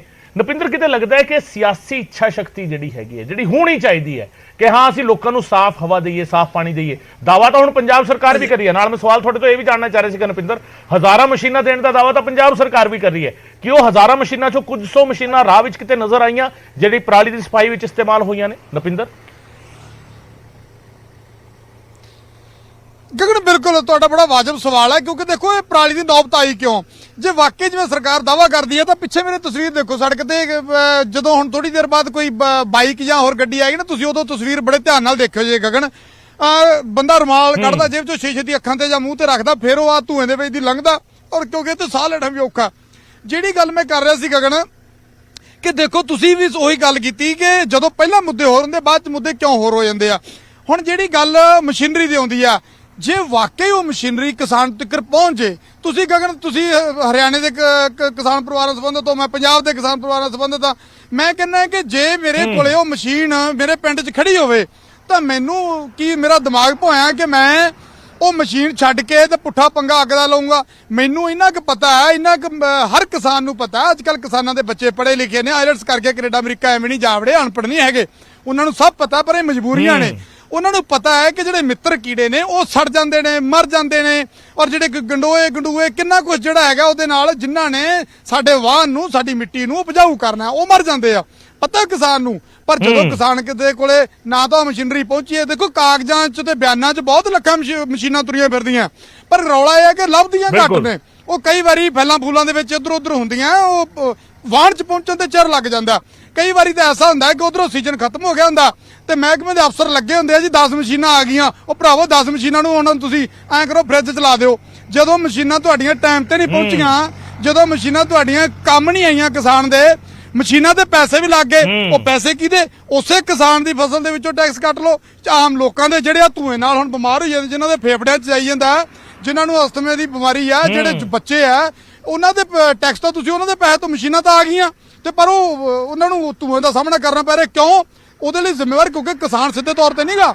ਕਿਸਾਨ ਦੇ ਨਾਲੋਂ ਜਿਹੜੇ ਅਫਸਰ ਸਮੇਂ ਤੇ ਮਸ਼ੀਨਾਂ ਨਹੀਂ ਦੇ ਸਕੇ। ਹੁਣ ਜਿਵੇਂ ਕੱਲ ਆਪਣੀ ਡਿਬੇਟ ਦੇ ਵਿੱਚ ਦੱਸ ਰਹੇ ਸੀ, ਦਾਅਵਾ ਕਰ ਰਹੇ ਸੀ ਕਿ ਇੰਨੇ ਪੈਸੇ ਆਏ ਮਸ਼ੀਨਾਂ ਤੇ, ਉਹ ਪੈਸੇ ਦੇ ਵਿੱਚੋਂ ਹਜੇ ਵੀ ਕੁਝ ਪੈਸੇ ਪਏ ਆ। ਉਹ ਭਾਈ ਉਹ ਪੈਸੇ ਲਾਉਣੇ ਕਦੋਂ ਆ? ਮਸ਼ੀਨਾਂ ਲਿਆਉਣੀਆਂ ਕਦੋਂ ਆ? ਜਦੋਂ ਕਣਕ ਦਾ ਸੀਜ਼ਨ ਆ ਗਿਆ। ਰੌਲਾ ਤੇ ਇਹ ਹੈ ਨਾ ਜੀ, ਆਂਦੇ ਵੇਲੇ ਦਾ ਕੰਮ ਕਵੇਲੇ ਦੀਆਂ ਟੱਕਰਾਂ। ਇੱਕ ਦੇਸੀ ਜੀ ਕਹਾਵਤ ਹੈ, ਵੇਲੇ ਦਾ ਕੰਮ ਕਵੇਲੇ ਦੀਆਂ ਟੱਕਰਾਂ। ਜਿਹੜਾ ਕੰਮ ਸਮੇਂ ਤੇ ਹੋ ਜੇ ਉਹਦਾ ਤਾਂ ਫਾਇਦਾ, ਤੇ ਜੇ ਤੁਸੀਂ ਕਰਨਾ ਹੀ ਗਵਾ ਕੇ ਜਾਂ ਲੇਟ ਕਰਨਾ ਉਹਦਾ ਕੋਈ ਫਾਇਦਾ ਨਹੀਂ। ਉਹ ਫਿਰ ਤੁਸੀਂ ਜਿਹੜੀਆਂ ਮਸ਼ੀਨਾਂ ਤੇ ਪੈਸੇ ਲਾਤੇ, ਪੈਸੇ ਵੀ ਲੱਗ ਗਏ, ਉਹ ਤੁਸੀਂ ਫਾਈਲਾਂ ਦੇ, ਉਹ ਜੇ ਫਾਈਲਾਂ 'ਚ ਹੀ ਘੁੰਮੀ ਗਈਆਂ ਮਸ਼ੀਨਾਂ ਤੋਂ ਉਹਦਾ ਕੋਈ ਆਸਰਾ ਨਹੀਂ ਨਿਕਲਿਆ। ਆ ਧੂਆਂ ਵੀ ਅੱਖਾਂ 'ਚ ਪਈ ਗਿਆ, ਫੇਫੜਿਆਂ 'ਚ ਧੂਆਂ ਵੀ ਵੜੀ ਗਿਆ, ਕਿਸਾਨ ਨੂੰ ਵੀ ਲਾਂਭਾ ਆ ਗਿਆ। ਪੰਜਾਬ ਤੇ ਹਰਿਆਣਾ ਤੇ ਕੇਂਦਰ ਆਮਣੇ ਸਾਹਮਣੇ ਵੀ ਹੋ ਗਏ ਤੇ ਨਿਕਲਿਆ ਵਿੱਚੋਂ ਕੀ ਨਿਕਲਿਆ? ਕੱਖ ਨਹੀਂ ਨਿਕਲਿਆ, ਆਹ ਧੂਆਂ ਜਿਹੜਾ ਸਾਡੀਆਂ ਅੱਖਾਂ 'ਚ ਪਈ ਜਾਂਦਾ। ਤੇ ਜੇ ਉਹੀ ਕੰਮ ਟਾਈਮ ਤੇ ਹੋ ਜਾਂਦਾ, ਜੇ ਇਹੀ ਪੈਸਾ ਟਾਈਮ ਤੇ ਆਉਂਦਾ, ਟਾਈਮ ਤੇ ਮਸ਼ੀਨਾਂ ਬਣਦੀਆਂ, ਅੱਛਾ ਜਦੋਂ ਧੂਆਂ ਚੱਲ ਪਿਆ, ਜਦੋਂ ਅੱਗਾਂ ਲੱਗਣ ਲੱਗ ਗਈਆਂ, ਉਦੋਂ ਹੀ ਰੌਲਾ ਪੈ ਜਾਂਦਾ ਕਿ ਮਸ਼ੀਨਾਂ ਆਉਣੀਆਂ, ਮਸ਼ੀਨਾਂ ਲਿਆਉਣੀਆਂ। ਉਹ ਭਾਈ ਤੁਸੀਂ ਮਹੀਨਾ ਪਹਿਲਾਂ, 2 ਮਹੀਨੇ ਪਹਿਲਾਂ, ਮਸ਼ੀਨ ਇਹ ਤਾਂ ਹੈ ਨਹੀਂ ਕਿ ਤੁਸੀਂ ਪੈਨ ਨਾਲ ਕਾਪੀ ਤੇ ਵਾਹ ਦੇਣੀ ਹੈ ਤੇ ਮਸ਼ੀਨ ਚੱਲ ਪੈਣੀ ਹੈ। ਮਸ਼ੀਨ ਦੇ ਲਈ ਪਹਿਲਾਂ ਟੈਕਨੋਲੋਜੀ, ਉਸ ਤੋਂ ਬਾਅਦ ਉਹ ਮਸ਼ੀਨ ਨੂੰ ਜਿਹੜਾ ਹੈਗਾ ਫਾਈਨਲ ਕਰਨਾ, ਮਸ਼ੀਨ ਤਿਆਰ ਕਰਨੀ ਹੈ, ਮਸ਼ੀਨ ਦੀ ਸਪਲਾਈ ਦੇਣੀ ਹੈ, ਪਿੰਡ ਤੱਕ ਪਹੁੰਚਾਉਣੀ ਹੈ, ਖੇਤ ਤੱਕ ਪਹੁੰਚਾਉਣੀ ਹੈ। ਤੁਸੀਂ ਪ੍ਰੋਸੈਸ ਦੇਖੋ ਕਿੰਨਾ। ਤੇ ਜੇ ਤੁਸੀਂ ਭਾਈ ਜਦੋਂ ਖੇਤ 'ਚ ਅੱਗ ਲੱਗਣ ਲੱਗ ਗਈ, ਤੁਸੀਂ ਉਦੋਂ ਮਸ਼ੀਨਾਂ ਦਾ ਪ੍ਰੋਸੈਸ ਸਟਾਰਟ ਕਰੋਗੇ ਤਾਂ ਨਤੀਜਾ ਫਿਰ ਆਹੀ ਧੂਆਂ ਹੋਊਗਾ, ਆਹੀ ਅੱਗ ਹੋਊਗੀ। ਇਸ ਕਰਕੇ ਇਹ ਮੈਨੂੰ ਲੱਗਦਾ ਹੈ ਕਿ ਜੇ 2 ਸਾਲ ਬਾਅਦ ਉਹ ਮਸ਼ੀਨ ਖੇਤ ਦੇ ਵਿੱਚ ਪਹੁੰਚਾਉਣੀ ਹੈ ਤਾਂ ਉਹਦੇ ਤੇ 2 ਸਾਲ ਪਹਿਲਾਂ ਤਿਆਰੀ ਹੋਣੀ ਚਾਹੀਦੀ ਆ। ਅਜੇ ਵੀ ਮੈਨੂੰ ਲੱਗਦਾ ਕਿ ਐਤਕੀ ਦਾ ਸੀਜ਼ਨ ਤਾਂ ਚਲੋ ਲੰਘ ਗਿਆ। ਜੇ ਅੱਜ ਤੋਂ ਹੀ, ਕੱਲ ਤੋਂ ਹੀ ਸਾਡੇ ਅਫਸਰ, ਸਾਡੇ ਮਹਿਕਮੇ, ਸਾਡੇ ਸੰਬੰਧਿਤ ਜ਼ਿੰਮੇਵਾਰ ਜਿਹੜੇ ਚਾਹੇ ਟੈਕਨੀਕਲ ਨੇ, ਚਾਹੇ ਸਰਕਾਰ ਹੈ, ਚਾਹੇ ਕੇਂਦਰ ਹੈ, ਚਾਹੇ ਸੂਬਾ, ਚਾਹੇ ਕਿਸਾਨ ਹੈ, ਸਾਰੇ ਰਲ ਕੇ ਹੰਬਲਾ ਮਾਰ ਕੇ ਇਸ ਪਾਸੇ ਵੱਲ ਹੋਣਗੇ ਤਾਂ ਮੈਨੂੰ ਲੱਗਦਾ ਹੈ ਕਿ ਅਗਲੇ ਸਾਲ ਤੱਕ ਜਾ ਕੇ ਥੋੜਾ ਬਹੁਤਾ ਕੰਮ ਨੇੜੇ ਹੋਊਗਾ। ਥੋੜੀ ਬਹੁਤੀ ਆ ਧੂਏ ਵਾਲੀ ਕਹਾਣੀ ਹੈ ਜਿਹੜੀ ਥੋੜੀ ਬਹੁਤੀ ਠੰਡੀ ਪਊਗੀ। ਨਹੀਂ ਤਾਂ ਮੈਨੂੰ ਲੱਗਦਾ ਅਸੀਂ ਵੀ ਸ਼ਾਇਦ ਅੱਜ ਅਸੀਂ ਉਹ ਗੰਦੇ ਪਾਣੀ ਦੀ ਗੱਲ ਕਰ ਰਹੇ ਹੁੰਦੇ ਗਗਨ, ਸ਼ਾਇਦ ਅੱਜ ਅਸੀਂ ਕਿਸੇ ਪੀੜਤ ਲੋਕਾਂ ਦੀ ਗੱਲ ਕਰ ਰਹੇ ਹੁੰਦੇ, ਸ਼ਾਇਦ ਅੱਜ ਅਸੀਂ ਕਿਸੇ ਵਿਦੇਸ਼ 'ਚ ਭਟਕਦੇ ਪਰਿਵਾਰ ਦੀ ਗੱਲ ਕਰ ਰਹੇ ਹੁੰਦੇ, ਸ਼ਾਇਦ ਅੱਜ ਅਸੀਂ ਕਿਸੇ ਬਿਮਾਰੀ ਨੂੰ ਲੈ ਕੇ ਚਰਚਾ ਕਰ ਰਹੇ ਹੁੰਦੇ। ਜੇ ਆ ਧੂਏ ਦਾ ਮਸਲਾ ਨਾ ਹੁੰਦਾ, ਅਸੀਂ ਵੀ ਲਗਾਤਾਰ ਇਸ ਧੂਏ ਨੂੰ ਲੈ ਕੇ ਰੌਲਾ ਪਾ ਰਹੇ ਹਾਂ, ਤੇ ਜੇ ਇਹ ਰੌਲਾ ਨਾ ਹੁੰਦਾ ਤਾਂ ਮੈਨੂੰ ਲੱਗਦਾ ਅਸੀਂ ਕਿਸੇ ਹੋਰ ਸਮਾਜਿਕ ਮੁੱਦੇ ਤੇ ਚਰਚਾ ਕਰ ਰਹੇ ਹੁੰਦੇ। ਤਾਂ ਮੈਨੂੰ ਲੱਗਦਾ ਕਿ ਜਾਗਣਾ ਪਏਗਾ ਸਾਡੇ ਸਿਸਟਮ ਨੂੰ ਤਾਂ ਕਿ ਇਹ ਧੂਏ ਦਾ ਮੁੱਦਾ ਇੱਥੇ ਨਿਬੜ ਜੇ ਔਰ ਅੱਗੇ ਹੋਰ ਚੀਜ਼ਾਂ ਵੱਲ ਜਿਹੜਾ ਵਧਿਆ ਜਾ ਸਕੇ। ਇਕੱਲਾ ਧੂਏ 'ਚ ਹੀ ਨਾ ਅਸੀਂ ਗੁਆਚੇ ਰਹੀਏ, ਧੂਏ 'ਚੋਂ ਬਾਹਰ ਨਿਕਲਣਾ ਪਏਗਾ। ਹੋਰ ਬੜੇ ਇਸ਼ੂਜ਼ ਨੇ, ਬੜੇ ਮੁੱਦੇ ਨੇ ਜਿਹੜੇ ਸਾਡੇ ਸਮਾਜ ਨਾਲ ਜੁੜੇ ਹੋਏ ਨੇ। ਤਾਂ ਪਰ ਇਹ ਉਨੀ ਦੇਰ ਧੂਏ ਦਾ ਖੜਾ ਨਾ ਤਾਂ ਅਸੀਂ ਛੱਡਣਾ ਤੇ ਨਾ ਛੁੱਟਣਾ, ਜਿੰਨੀ ਦੇਰ ਤੱਕ ਇਹ ਧੂਆਂ ਬੰਦ ਨਹੀਂ ਹੁੰਦਾ। ਧੂਆਂ ਬੰਦ ਕਿਵੇਂ ਹੋਣਾ? ਜਦੋਂ ਜ਼ਿੰਮੇਵਾਰੀ ਸਮਝੀ ਜਾਊਗੀ, ਜਦੋਂ ਉੱਤੋਂ ਤੋਂ ਲੈ ਕੇ ਥੱਲੇ ਤੱਕ ਉਹਦੇ ਵਿੱਚ ਸਾਰੇ ਆਉਂਦੇ ਆ, ਉਹਦੇ 'ਚ ਸਿਸਟਮ ਆਉਂਦਾ, ਉਹਦੇ 'ਚ ਅਫਸਰ ਆਉਂਦੇ ਆ, ਸਰਕਾਰ ਆਉਂਦੀ ਆ, ਕੇਂਦਰ ਆਉਂਦਾ, ਸਟੇਟ ਆਉਂਦੀ ਆ, ਕਿਸਾਨ ਆਉਂਦਾ, ਅਸੀਂ ਵੀ ਆਉਣੇ ਆ। ਜਾਗਰੂਕ ਕਰਨਾ ਸਾਡੀ ਜ਼ਿੰਮੇਵਾਰੀ ਆ। ਤੇ ਇਸ ਕਰਕੇ ਅਸੀਂ ਕਿਸੇ ਨੂੰ ਦੋਸ਼ੀ ਨਹੀਂ ਠਹਿਰਾਉਣਾ ਚਾਹੁੰਦੇ, ਕਿਸੇ ਨੂੰ ਜ਼ਿੰਮੇਵਾਰ ਨਹੀਂ ਠਹਿਰਾਉਣਾ ਚਾਹੁੰਦੇ। ਬਸ ਜਾਗਰੂਕ ਕਰਨਾ ਸਾਡਾ ਕਰਮ ਹੈ, ਸਾਡਾ ਧਰਮ ਹੈ, ਸਾਡਾ ਫਰਜ਼ ਹੈ। ਉਹੀ ਜਾਗਰੂਕਤਾ ਦੀ ਕੋਸ਼ਿਸ਼ ਹੈ। ਬਿਲਕੁਲ ਜਾਗਰੂਕ ਕਰਨ ਦੇ ਲਈ ਅਸੀਂ ਕੋਸ਼ਿਸ਼ ਕਰਾਂਗੇ। ਐਤਕੀ ਜੋ ਹੋਣਾ ਸੀ ਹੋ ਗਿਆ, ਸਿਆਣੇ ਕਹਿੰਦੇ ਐਤਕੀ ਹੋ ਗਿਆ, ਅਗਲੀ ਵਾਰੀ ਇਹ ਚੀਜ਼ ਨਾ ਹੋਵੇ। ਜੀ ਬਿਲਕੁਲ ਨਪਿੰਦਰ, ਤੇ ਨਾਲ ਤੁਸੀਂ ਅੱਗੇ ਸਫ਼ਰ ਵੀ ਜਾਰੀ ਰੱਖੋ ਕਿਉਂਕਿ ਇਹ ਇਲਾਕਾ ਬੜਾ ਪ੍ਰਦੂਸ਼ਿਤ ਹੈਗਾ ਔਰ ਇਸ ਵੇਲੇ ਧੂਆਂ ਜਿਹੜਾ ਹੈਗਾ ਉਹ ਸਾਫ਼ ਤੌਰ ਤੇ ਨਜ਼ਰ ਵੀ ਆ ਰਿਹਾ ਤੇ ਤੁਸੀਂ ਅੱਗੇ ਤੁਰਦੇ ਵੀ ਰਹੋਗੇ, ਨਾਲ ਮੈਂ ਤੁਹਾਡੇ ਨਾਲ ਤਸਵੀਰਾਂ ਵੀ ਦੇਖਦਾ ਰਹਾਂਗਾ ਇਸ ਵੇਲੇ। ਤੇ ਸਵਾਲ ਇੱਕੋ ਹੈਗਾ ਕਿ ਇਸ ਪੂਰੇ ਸਿਨੈਰੀਓ ਦੇ ਵਿੱਚ ਬਦਲਾਅ ਕਿਵੇਂ ਆਵੇਗਾ? ਇਸ ਸਿਨੈਰੀਓ ਦੇ ਵਿੱਚ ਬਦਲਾਅ ਉਦੋਂ ਆਵੇਗਾ ਜਦੋਂ ਇਹ ਸੋਚ ਲਿਆ ਜਾਵੇਗਾ ਕਿ ਵਾਕਈ ਅਸੀਂ ਆਪਣੇ ਲੋਕਾਂ ਨੂੰ ਸਾਫ਼ ਹਵਾ ਤੇ ਸਾਫ਼ ਪਾਣੀ ਦੇਣਾ ਹੈ। ਦਿਲੋਂ ਜਦੋਂ ਸਿਆਸਤਦਾਨ, ਸਿਆਸੀ ਧਿਰਾਂ, ਸਰਕਾਰਾਂ, ਵਜ਼ਾਰਤ, ਵਿਰੋਧੀ ਰਲ ਕੇ ਸੋਚ ਲੈਣਗੇ ਕਿ ਵਾਕਈ ਅਸੀਂ ਲੋਕਾਂ ਨੂੰ ਇਹ ਚੀਜ਼ਾਂ ਮੁਹੱਈਆ ਕਰਾਉਣੀਆਂ ਨੇ। ਉਹ ਲੋਕ ਜਿਨ੍ਹਾਂ ਦੇ ਕੋਲੋਂ ਅਸੀਂ ਵੋਟਾਂ ਮੰਗਣ ਜਾਂਦੇ ਆ, ਉਹ ਲੋਕ ਜਿਨ੍ਹਾਂ ਨੂੰ ਅਸੀਂ ਵੋਟਾਂ ਮੰਗਣ ਦੇ ਵੇਲੇ ਬਹੁਤ ਸਾਰੇ ਵੱਡੇ ਵੱਡੇ ਦਾਅਵੇ ਵਾਅਦੇ ਕਰਦੇ ਨੇ। ਉਹਨਾਂ ਲਈ ਸਿਰਫ ਦੋ ਚੀਜ਼ਾਂ ਦਾ ਇੰਤਜ਼ਾਮ, ਦੋ ਜਿਹੜੀ ਅਹਿਮ ਚੀਜ਼ਾਂ ਨੇ, ਸਾਫ਼ ਹਵਾ ਤੇ ਸਾਫ਼ ਪਾਣੀ, ਜਿਸ ਤੇ ਹਰ ਕਿਸੇ ਦਾ ਹੱਕ ਹੈਗਾ, ਮੁੱਢਲਾ ਹੱਕ ਹੈਗਾ। ਇਨਸਾਨ ਹੋਣ ਦੇ ਨਾਤੇ ਇਸ ਧਰਤੀ ਤੇ ਆਇਆ ਜਿਹੜਾ ਉਸ ਦਾ ਬੇਸਿਕ ਹੱਕ ਬਣਦਾ ਹੈ ਕਿ ਉਸ ਨੂੰ ਸਾਫ਼ ਹਵਾ ਤੇ ਸਾਫ਼ ਪਾਣੀ ਮਿਲੇ। ਪਰ ਇਹ ਉਸ ਨੂੰ ਮਿਲ ਸਕੇ, ਇਸ ਨੂੰ ਯਕੀਨੀ ਕੌਣ ਬਣਾਵੇਗਾ ਔਰ ਉਸ ਦੇ ਲਈ ਉਪਰਾਲੇ ਕਿਵੇਂ ਕੀਤੇ ਜਾਣਗੇ? ਹਰ ਤਰੀਕੇ ਦੀ ਤਸਵੀਰ ਹੈ। ਨਪਿੰਦਰ ਜਿਹੜੀ ਤਸਵੀਰ ਦਿਖਾ ਰਹੇ ਸੀਗੇ ਉਸ ਦੇ ਵਿੱਚ ਧੂਆਂ ਨਜ਼ਰ ਆ ਰਿਹਾ ਸੀਗਾ। ਕਿੰਨਾ ਪੋਲਿਊਸ਼ਨ ਕਿਸ ਪੱਧਰ ਤੱਕ ਦਾ ਹੈਗਾ, ਪ੍ਰਦੂਸ਼ਣ ਕਿਸ ਪੱਧਰ ਤੱਕ ਦਾ ਹੈਗਾ ਔਰ ਪ੍ਰਦੂਸ਼ਣ ਦੀ ਵਜ੍ਹਾ ਕੀ ਬਣ ਗਿਆ? ਕਿਸਾਨਾਂ ਦਾ ਗੁੱਸਾ ਉਸ ਪ੍ਰਦੂਸ਼ਣ ਦੀ ਵਜ੍ਹਾ ਬਣਿਆ, ਕਿਸੇ ਰੋਸ ਦੀ ਵਜ੍ਹਾ ਕਰਕੇ ਪਰਾਲੀ ਨੂੰ ਸਾੜਿਆ ਜਾ ਰਿਹਾ। ਸੀਐਮ ਦੇ ਘਰ ਦੇ ਬਾਹਰ ਧਰਨਾ ਦਿੱਤਾ ਗਿਆ ਸੀਗਾ, ਉਸ ਦੌਰਾਨ ਉਹ ਰੋਸ ਜਿਹੜਾ ਹੈਗਾ ਉਹ ਵੱਧਦਾ ਗਿਆ ਔਰ ਅਖੀਰ ਜਿਹੜਾ ਹੈਗਾ ਫਿਰ ਇਹ ਪਰਾਲੀ ਦਾ ਅਗਨੀਪਥ ਤਿਆਰ ਹੋ ਗਿਆ ਕਿ ਇਸ ਵਜ੍ਹਾ ਕਰਕੇ ਪਰਾਲੀ ਨੂੰ ਅੱਗ ਲਾਈ ਜਾ ਰਹੀ ਹੈ।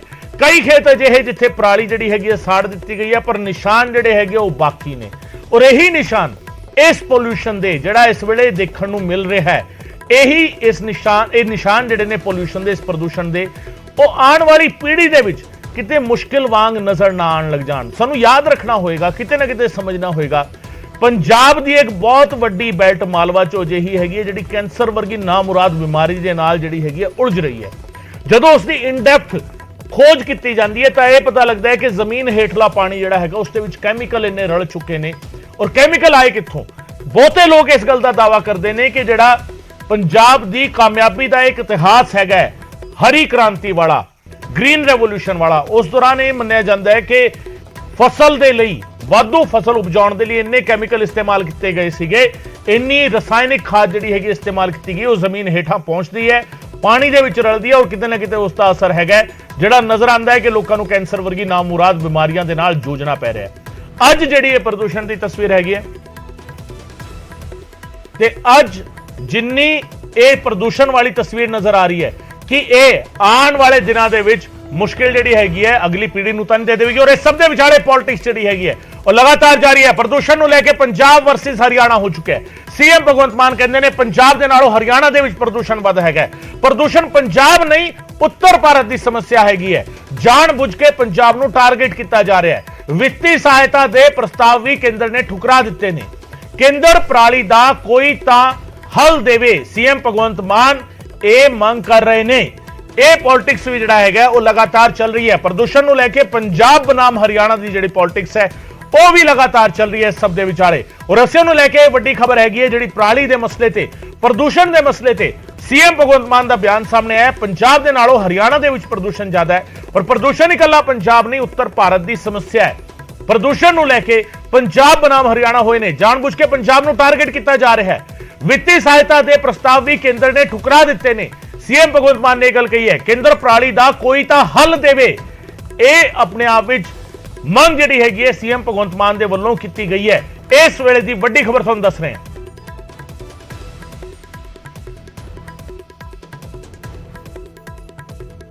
ਹਰਿਆਣੇ ਦੇ ਜਿਹੜੇ ਸ਼ਹਿਰ ਨੇ ਉਹ AQI ਦੇ ਵਿੱਚ ਟੌਪ ਤੇ ਨੇ। ਫਰੀਦਾਬਾਦ ਕਿਹਦਾ ਸ਼ਹਿਰ ਹੈ ਜੀ? ਚਰਖੀ ਦਾਦਰੀ ਕਿਹਦਾ ਸ਼ਹਿਰ ਹੈ ਜੀ? ਗੁੜਗਾਉਂ ਕਿਹਦਾ ਸ਼ਹਿਰ ਹੈ ਜੀ? ਕਰਨਾਲ ਕਿਹਦਾ ਸ਼ਹਿਰ ਹੈ? ਮੈਂ ਨਹੀਂ ਕਹਿੰਦਾ ਕਿ ਕੋਈ ਹਰਿਆਣੇ ਦੇ ਲੋਕਾਂ ਦਾ ਕਸੂਰ ਹੈ, ਮੈਂ ਇਹ ਵੀ ਨਹੀਂ ਕਹਿੰਦਾ ਪੰਜਾਬ ਦੇ ਲੋਕਾਂ ਦਾ ਕਸੂਰ ਹੈ। ਇਹ ਜਿਹੜੇ ਸੈਂਟਰ ਸਰਕਾਰ ਦਾ ਮੁੱਦਾ ਹੈ, ਨਾਰਥ ਇੰਡੀਆ ਦਾ ਮੁੱਦਾ ਹੈ। ਯੂਪੀ ਦੇ ਬਹੁਤ ਸਾਰੇ ਸ਼ਹਿਰ ਜਿਹੜੇ ਨੇ ਉਹ AQI ਦੇ ਵਿੱਚ ਟੌਪ 10 ਚ ਨੇ। ਈਵਨ ਗਵਾਲੀਅਰ ਉਹਦੇ ਵਿੱਚ ਹੈ, ਈਵਨ ਪਟਨਾ ਉਹਦੇ ਵਿੱਚ ਹੈ। ਮੇਰੇ ਕੋਲ ਲਿਸਟ ਪਈ ਹੈ ਸਾਰੀ। ਤਾਂ ਇਹ ਨਾਰਥ ਇੰਡੀਆ ਦਾ ਇਸ਼ੂ ਹੈ, ਇਕੱਲੇ ਪੰਜਾਬ ਦਾ ਨਹੀਂ। ਇਹ ਤਾਂ ਜੇ ਰਾਜਨੀਤੀ ਕਰੇ, ਇਹ ਰਾਜਨੀਤੀ ਕਰਦੇ ਆ। ਉੱਥੇ ਏਸੀ ਕਮਰਿਆਂ 'ਚ ਬੈਠੇ ਪੰਜਾਬ ਤੇ ਦਿੱਲੀ ਨੂੰ ਗਾਲਾਂ ਕੱਢੀ ਜਾਂਦੇ ਆ। ਜਿਵੇਂ ਐਂ ਲੱਗਦਾ ਜਿਵੇਂ ਪੰਜਾਬ ਤੇ ਦਿੱਲੀ ਜਿਹੜੇ ਨੇ ਉਹ ਬਹੁਤ ਜ਼ਿਆਦਾ ਪ੍ਰਦੂਸ਼ਣ ਫੈਲਾਉਂਦੇ ਨੇ। ਆਲੇ ਦੁਆਲੇ ਸਾਰਾ ਸਵਿਟਜ਼ਰਲੈਂਡ ਰਹਿੰਦੇ ਨੇ, ਬਾਹਰ ਬਹੁਤ ਵਧੀਆ ਹਵਾ। ਇਹ ਸਾਰੇ ਨਾਰਥ ਇੰਡੀਆ ਦੀ ਪ੍ਰੋਬਲਮ ਹੈ। ਹਾਂ, ਜੇ ਅਸੀਂ ਕੋਈ ਬਣਾ ਕੇ ਭੇਜਿਆ ਪ੍ਰਪੋਜ਼ਲ, ਉਹ ਸਾਰੇ ਰੱਦ ਕਰਤੇ। ਅਸੀਂ ਕਿਹਾ ਜੀ ਵਿੱਤੀ ਸਹਾਇਤਾ ਦਾ ਕਰ ਦਿਓ, ਨਾ ਜੀ ਉਹ ਕਹਿੰਦੇ ਪੈਸੇ ਨਹੀਂ ਹੈਗੇ। ਅਸੀਂ ਕਿਹਾ ਜੀ ਬਿਜਲੀ ਬਣਾਉਣ ਵਾਲੀਆਂ ਕੰਪਨੀਆਂ ਆਉਣੀਆਂ ਚਾਹੁੰਦੀਆਂ ਨੇ ਪਰਾਲੀ ਤੋਂ, ਉਹ ਲਾਉਣ ਦੀ ਇਜਾਜ਼ਤ ਦੇ ਦਿਓ, ਨਾ ਜੀ ਇਹ ਤੁਸੀਂ ਆਪ ਕਰੋ। ਸਟੇਟਾਂ ਜਦੋਂ ਤਾਂ ਉਹਨਾਂ ਨੇ ਕਿਸੇ ਗੱਲ ਤੋਂ ਖਹਿੜਾ ਛਡਾਉਣਾ ਹੁੰਦਾ ਉਦੋਂ ਕਹਿੰਦੇ ਨੇ ਸਟੇਟ ਇਸ਼ੂ ਹੈ, ਤੇ ਜਦੋਂ ਕੋਈ ਸਟੇਟ ਇਸ਼ੂ ਖੋਣਾ ਹੁੰਦਾ ਉਦੋਂ ਕਹਿੰਦੇ ਨੇ ਨਹੀਂ ਨਹੀਂ ਕੇਂਦਰ ਸਰਕਾਰ ਸਿੱਧੇ ਤੌਰ ਤੇ ਕਿਹਾ ਜਾਵੇ। ਮਤਲਬ ਸਾਨੂੰ ਹੱਲ ਤਾਂ ਦੇ ਦਿਓ। ਮੈਂ ਖੁਦ ਕਰਨ ਨੂੰ ਤਿਆਰ ਹਾਂ ਜੀ। ਕਿਸਾਨ ਖੁਦ ਪਰਾਲੀ ਲਾਉਣ ਨੂੰ, ਅੱਗ ਲਾਉਣ ਨੂੰ ਤਿਆਰ ਨਹੀਂ ਹੈਗਾ। ਸਭ ਤੋਂ ਪਹਿਲਾਂ ਤਾਂ ਉਹਦੇ ਆਪਦੇ ਫੇਫੜਿਆਂ ਚੋਂ, ਉਹਦੇ ਆਪਦੇ ਪਰਿਵਾਰ ਦੇ ਫੇਫੜਿਆਂ ਚੋਂ, ਉਹਦੇ ਪਿੰਡ ਦੇ ਫੇਫੜਿਆਂ ਚੋਂ ਨਿਕਲ ਕੇ ਧੂਆਂ ਜਾਂਦਾ ਨਾ।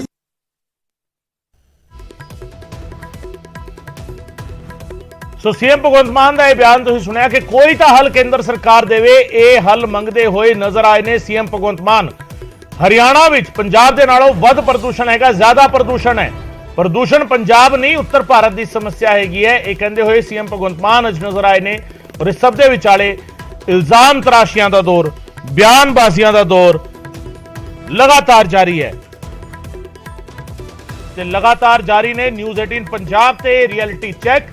ਇਸ ਰਿਐਲਿਟੀ ਚੈੱਕ ਦੀਆਂ ਤਸਵੀਰਾਂ ਤੇ ਲਗਾਤਾਰ ਮੇਰੇ ਸਹਿਯੋਗੀ ਜਿਹੜੇ ਲਗਾਤਾਰ ਇਹ ਤਸਵੀਰ ਜਿੰਨੀ ਦੇਖਣ ਨੂੰ ਸੌਖੀ ਲੱਗ ਰਹੀ ਹੈ ਉਨਾ ਹੀ ਔਖਾ ਇਸ ਨੂੰ ਕਵਰ ਕਰਨਾ ਹੈ। ਕਵਰ ਕਰਨਾ ਔਖਾ ਕਿਉਂ ਹੈ? ਕਿਉਂਕਿ ਜਦੋਂ ਤੁਹਾਡੇ ਆਲੇ ਦੁਆਲੇ ਅੱਗ ਲੱਗੀ ਹੋਵੇ, ਧੂਆਂ ਜਿਹੜਾ ਹੈਗਾ ਉਹ ਸੜਕ ਤੋਂ ਉੱਠਦਾ ਹੋਇਆ ਖੇਤਾਂ ਚੋਂ ਉੱਠ ਕੇ ਸੜਕ ਤੇ ਔਰ ਸੜਕ ਤੋਂ ਉੱਠਦਾ ਹੋਇਆ ਅਸਮਾਨ ਨੂੰ ਛੂ ਰਿਹਾ ਹੋਵੇ, ਉਸ ਵਿਚਾਲੇ ਖੜ ਕੇ ਦੋ ਲਫ਼ਜ਼ ਕਹਿਣਾ ਵੀ ਆਪਣੇ ਆਪ ਹੀ ਚੈਲੰਜਿੰਗ ਹੁੰਦਾ ਹੈ, ਕਿਉਂਕਿ ਇਹ ਸਾਰਾ ਧੂਆਂ ਤੁਹਾਡੇ ਆਪਣੇ ਫੇਫੜਿਆਂ ਦੇ ਵਿੱਚ ਜਾਂਦਾ ਹੈ। ਤੇ ਸਾਰੇ ਹਾਲਾਤ ਦੇ ਵਿਚਾਲੇ ਨਿਊਜ਼ 18 ਪੰਜਾਬ ਦੀ ਟੀਮ, ਕਿਉਂਕਿ ਅਸੀਂ ਇਹ ਸਮਝਦੇ ਹਾਂ ਕਿ ਰਿਐਲਿਟੀ ਚੈੱਕ ਕਰਕੇ ਲੋਕਾਂ ਨੂੰ ਅਸਲ ਤਸਵੀਰ ਦਿਖਾਈ ਜਾਵੇ, ਰਿਐਲਿਟੀ ਦਿਖਾਈ ਜਾਵੇ। ਕਿਤੇ ਲੋਕਾਂ ਦੇ ਜ਼ਿਹਨ ਦੇ ਵਿੱਚ ਕੋਈ ਸਵਾਲ ਹੋਵੇ ਤਾਂ ਉਸ ਦਾ ਜਵਾਬ ਉਹਨਾਂ ਨੂੰ ਇਸ ਰਿਐਲਿਟੀ ਚੈੱਕ ਚੋਂ ਮਿਲਣਾ ਚਾਹੀਦਾ ਹੈ। ਇਹ ਕਿਸੇ ਦਾ ਫੇਵਰ ਨਹੀਂ ਹੈ, ਇਹ ਕਿਸੇ ਦਾ ਪੱਖ ਪੂਰਨ ਵਾਲੀ ਗੱਲ ਨਹੀਂ ਹੈ, ਔਰ ਇਹ ਕਿਸੇ ਦਾ ਵਿਰੋਧ ਕਰਨ ਦੀ ਵੀ ਗੱਲ ਨਹੀਂ ਹੈ। ਨਾ ਅਸੀਂ ਕਿਸਾਨਾਂ ਨੂੰ ਗਲਤ ਦੱਸ ਰਹੇ ਹਾਂ ਔਰ ਨਾ ਹੀ ਇਸ ਨੂੰ ਸਹੀ ਦੱਸ ਰਹੇ ਹਾਂ, ਪਰ ਇਹ ਸੱਚੀ ਤਸਵੀਰ ਹੈਗੀ ਹੈ, ਹਕੀਕਤ ਵਾਲੀ ਤਸਵੀਰ ਹੈ। ਇਹ ਹਕੀਕਤ ਵਾਲੀ ਤਸਵੀਰ ਜਿਸ ਦੇ ਵਿੱਚ ਹਰੇਕ ਐਂਗਲ ਨਜ਼ਰ ਆਉਂਦਾ ਹੈ, ਹਰੇਕ ਐਂਗਲ ਜਿਸ ਦੇ ਵਿੱਚ ਕਿਸਾਨਾਂ ਦੀ ਮਜਬੂਰੀ ਨਜ਼ਰ ਆਉਂਦੀ ਹੈ, ਔਰ ਇਸ ਦੇ ਵਿੱਚ ਹੀ ਕਿਸਾਨਾਂ ਦਾ ਰੋਸ ਵੀ ਨਜ਼ਰ ਆਉਂਦਾ ਹੈ, ਔਰ ਇਸ ਦੇ ਵਿੱਚ ਹੀ ਕਿਸਾਨਾਂ ਦੀ ਕਿਤੇ ਨਾ ਕਿਤੇ ਸਿਆਣਪ ਵੀ ਨਜ਼ਰ ਆਉਂਦੀ ਹੈ। ਜਿਹੜੇ ਕਿਸਾਨ ਖੇਤਾਂ ਦੇ ਵਿੱਚ ਅੱਗ ਨਹੀਂ ਲਾਉਂਦੇ ਉਹ ਵੀ ਨਜ਼ਰ ਆਉਂਦੇ ਨੇ, ਉਹ ਖੇਤ ਵੀ ਨਜ਼ਰ ਆਉਂਦੇ ਨੇ। ਸਾਰੀਆਂ ਤਸਵੀਰਾਂ ਜਿਹੜੀਆਂ ਨੇ ਇੱਕੋ ਕੈਮਰੇ ਦੀ ਅੱਖ ਦੇ ਰਾਹੀਂ ਜਿਹੜਾ ਹੈਗਾ ਉਹ ਨਜ਼ਰ ਆਉਂਦੀਆਂ ਨੇ। ਨਪਿੰਦਰ ਮੇਰੇ ਸਹਿਯੋਗੀ ਲਗਾਤਾਰ ਅੱਗੇ ਵਧ ਰਹੇ ਨੇ ਪਟਿਆਲਾ ਤੋਂ ਸੰਗਰੂਰ ਵਾਲੇ ਪਾਸੇ, ਔਰ ਲਗਾਤਾਰ ਸਿੱਧੀਆਂ ਤਸਵੀਰਾਂ ਦਿਖਾ ਰਹੇ ਨੇ। ਨਪਿੰਦਰ, ਅਸੀਂ ਗੱਲ ਕਰ ਰਹੇ ਸੀ ਕਿ ਇੱਕ ਦੌਰ ਅਜਿਹਾ ਸੀਗਾ ਜਦੋਂ ਹਰੀ ਕ੍ਰਾਂਤੀ ਨੇ ਸਾਨੂੰ ਕੈਮੀਕਲ ਵਾਲਾ ਜ਼ਮੀਨ ਹੇਠਲਾ ਪਾਣੀ ਦਿੱਤਾ, ਔਰ ਅੱਜ ਤੱਕ ਕੈਂਸਰ ਦੀ ਮਾਰ ਇੱਕ ਪੂਰੀ ਬੈਲਟ ਜਿਹੜਾ ਹੈਗਾ ਚੱਲ ਰਹੀ ਹੈ। ਇਹ ਧੂਆਂ ਜਿਹੜਾ ਖੇਤਾਂ 'ਚੋਂ ਉੱਠ ਰਿਹਾ ਹੈ, ਇਹ ਧੂਆਂ ਆਉਣ ਵਾਲੀ ਪੀੜ੍ਹੀ ਨੂੰ ਕੀ ਦੇ ਕੇ ਜਾ ਰਿਹਾ ਹੈ?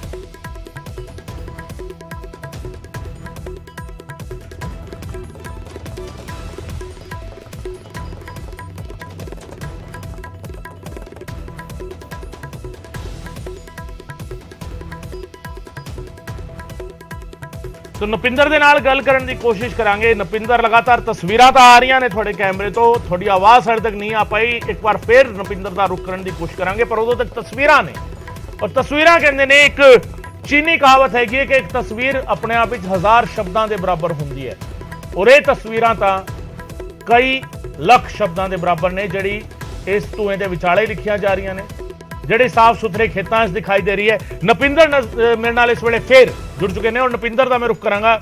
ਨਪਿੰਦਰ, ਸਵਾਲ ਇਹੀ ਹੈ ਕਿ ਇੱਕ ਦੌਰ ਅਜਿਹਾ ਜਦੋਂ ਕੈਮੀਕਲ ਜਿਹੜਾ ਹੈਗਾ ਉਹ ਧਰਤੀ ਦੇ ਹੇਠਾਂ ਗਿਆ, ਉਸ ਦੇ ਨਾਲ ਕੈਂਸਰ ਵਰਗੀ ਬਿਮਾਰੀ ਹੋਈ, ਇਹ ਕਿਹਾ ਜਾਂਦਾ ਹੈ, ਜਿਹੜੀ ਫੈਲੀ ਪੰਜਾਬ ਦੇ ਵਿੱਚ।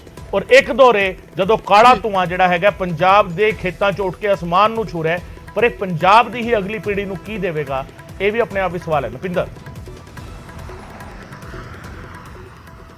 ਗਗਨ, ਬਿਲਕੁਲ, ਤਾਂ ਅਸੀਂ ਇੱਕ ਵਾਰ ਫਿਰ ਤੋਂ ਰੁਕੇ ਆ, ਕਿਉਂਕਿ ਆ ਤੁਸੀਂ ਖੱਬੇ ਪਾਸੇ ਤਸਵੀਰ ਜਿਹੜੀ ਦੇਖ ਪਾ ਰਹੇ ਹੋ ਕਿ ਇੱਥੇ ਜਿਹੜਾ ਹੈਗਾ ਇੱਕ ਵਾਰ ਫਿਰ ਤੋਂ ਉਹੀ, ਹਾਲਾਂਕਿ ਇਹ ਸੰਗਰੂਰ ਦੀ ਤਸਵੀਰ, ਜਿਵੇਂ ਆਪਾਂ ਸਵੇਰੇ ਤਾਂ ਮੈਂ ਕਹਿ ਰਿਹਾ ਸੀਗਾ ਕਿ 60 ਕਿਲੋਮੀਟਰ ਦੇ ਵਿੱਚ ਇੱਕ ਦੋ ਤਸਵੀਰਾਂ ਨਜ਼ਰ ਆਈਆਂ, ਪਰ ਇੱਥੇ ਸੰਗਰੂਰ ਦੇ ਵਿੱਚ ਬਸ ਕਿੱਲਾ 2 ਕਿੱਲਾ ਛੱਡ ਕੇ ਫਿਰ ਉਹ ਤਸਵੀਰ ਨਜ਼ਰ ਆ ਜਾਂਦੀ ਹੈ।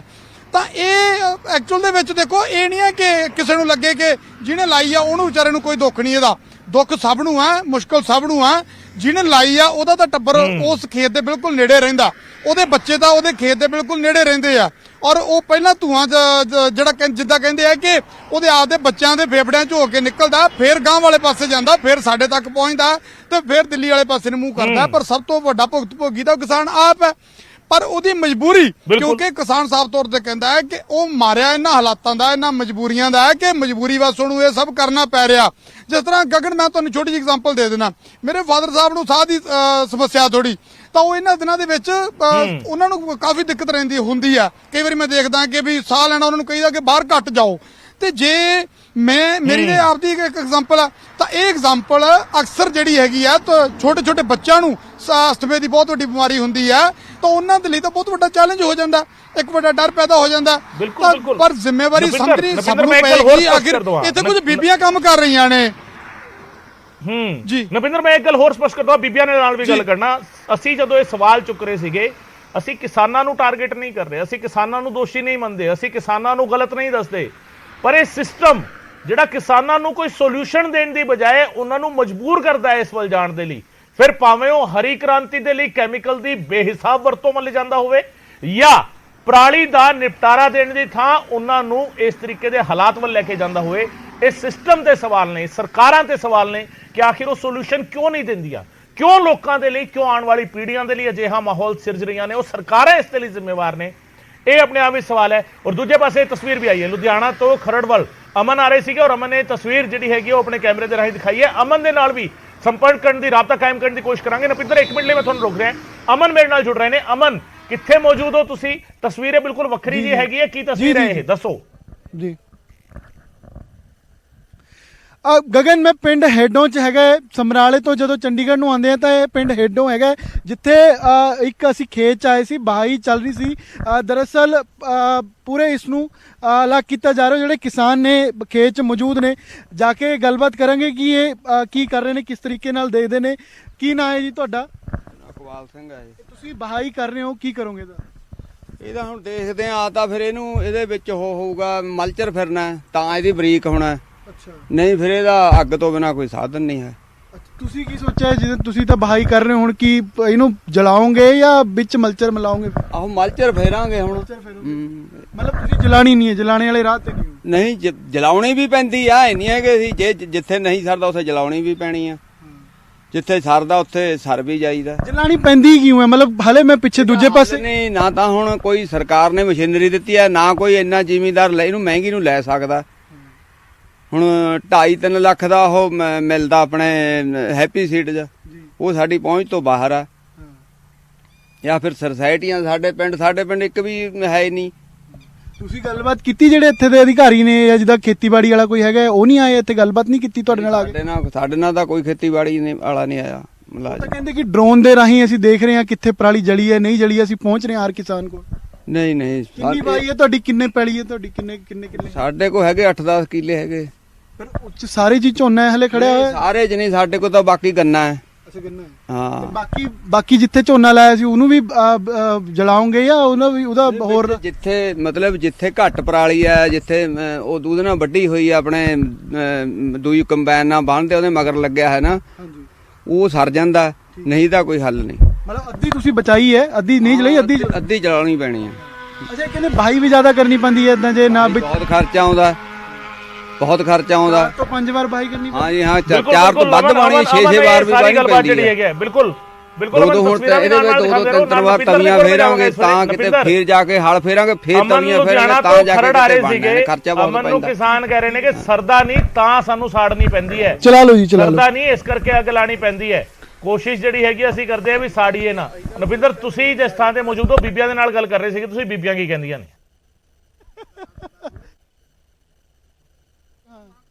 ਕਿਉਂਕਿ ਹਾਈਵੇ ਤੇ ਮੈਂ ਦੇਖਿਆ ਕਿ ਇਧਰ ਅੱਗ ਲੱਗੀ ਹੋਈ ਹੈ ਖੱਬੇ ਹੱਥ ਤੇ ਬੀਬੀਆਂ ਮਨਰੇਗਾ ਵਾਲੀਆਂ ਬੀਬੀਆਂ ਹੋਣੀਆਂ ਤੇ ਇਹ ਸਫਾਈ ਕਰ ਬੀਬੀ ਮਨਰੇਗਾ ਵਾਲੀਆਂ ਬੀਬੀ ਹਾਂ ਬੀਬੀਆਂ ਮਨਰੇਗਾ ਵਾਲੀਆਂ ਨੇ ਤੇ ਸੜਕ ਦੇ ਕੰਢੇ ਤੇ ਸਫਾਈ ਕਰੀ ਜਾਂਦੀਆਂ ਸੀ ਮੈਂ ਖੜ ਗਿਆ ਮੈਂ ਕਿਹਾ ਚੱਲ ਦੇਖਦਾ ਬੀਬੀ ਆ ਇੱਥੇ ਜਿਵੇਂ ਹੁਣ ਅੱਗ ਲੱਗੀ ਹੋਈ ਆ ਧੂਆਂ ਹੋਈ ਜਾਂਦਾ ਇਹ ਅੱਜ ਹੀ ਹੈ ਕਿ ਹੁਣ ਕਈ ਦਿਨਾਂ ਤੋਂ ਇਦਾਂ ਹੀ ਚੱਲਦਾ ਇਹ ਤਾਂ ਕਈ ਦਿਨਾਂ ਦਾ ਜੀ ਕਈ ਦਿਨਾਂ ਦਾ। ਹਾਂਜੀ ਤੇ ਕੋਈ ਤੁਹਾਨੂੰ ਸਾਹ ਸੂਹ ਚ ਤਕਲੀਫ ਹੁੰਦੀ ਕੋਈ ਨਾ ਜੀ ਸਾਡੀ ਤਕਲੀਫ ਤਾਂ ਖਰ ਕੀ ਹੋਣੀ ਹੈ ਗੱਲ ਕਰਨੀ ਹੈ ਵਿੱਚ ਸਰ ਤੂੰ ਆਉਂਦਾ ਜਦੋਂ ਤੇ ਇੱਥੇ ਤੁਸੀਂ ਲੱਗੀਆਂ ਰਹਿੰਦੀਆਂ ਨਾਲ ਹੀ ਹਾਂਜੀ ਇਹ ਬੀਬੀਆਂ ਨੇ ਕੁਝ ਹੋਰ ਬੀਬੀਆਂ ਨੇ ਇਧਰ ਹਾਂ ਬੀਬੀ ਇੱਧਰ ਧੂਆਂ ਆਇਆ ਪਿਆ ਤੇ ਕੋਈ ਦਿੱਕਤ ਤਾਂ ਨਹੀਂ ਆਉਂਦੀ ਹੈ ਜੀ ਸਾਹ ਨਹੀਂ ਆਉਂਦਾ ਚੜ ਜਾਂਦਾ ਦਿਮਾਗ ਨੂੰ ਫਿਰ ਐ ਹੋ ਜਾਂਦਾ ਇੱਕ ਖੰਘ ਸਿਰਦੀ ਆ ਫਿਰ ਹੱਥੂ ਆਉਂਦੇ ਨੇ ਤੋਂ ਜਦ ਅੱਗ ਚੜ ਜਾਂਦੇ ਲਵੇ ਆਉਂਦੀ ਹੈ ਜੀ ਢਿੱਡ ਭਰਨਾ ਕੰਮ ਵੀ ਕਰਨਾ ਪੈਣਾ ਢਿੱਡ ਭਰਨਾ ਫਿਰ ਕੰਮ ਕਰਨਾ ਮਨਜ਼ੂਰੀਆਂ ਨੇ ਖਾਈਏ ਕਿੱਥੋਂ ਗਰੀਬ ਬੰਦੇ ਖਾਣਾ ਤੂੰ ਇਹਨਾਂ ਦਾ ਬੀਬੀ ਘਰੇ ਵੀ ਖੜਾ ਨਹੀਂ ਛੱਡਣਾ ਘਰੇ ਜਾਂਦੇ ਘਰੇ ਵੀ ਹੁੰਦਾ ਹੁਣ ਗੈਸ ਚੱਲ ਪਏ ਉਹਨਾਂ ਨਾਲ ਸਰ ਜਾਂਦਾ ਹੁਣ ਆ ਧੂਆਂ ਜਿਹੜਾ ਇਹ ਘਰ ਤੱਕ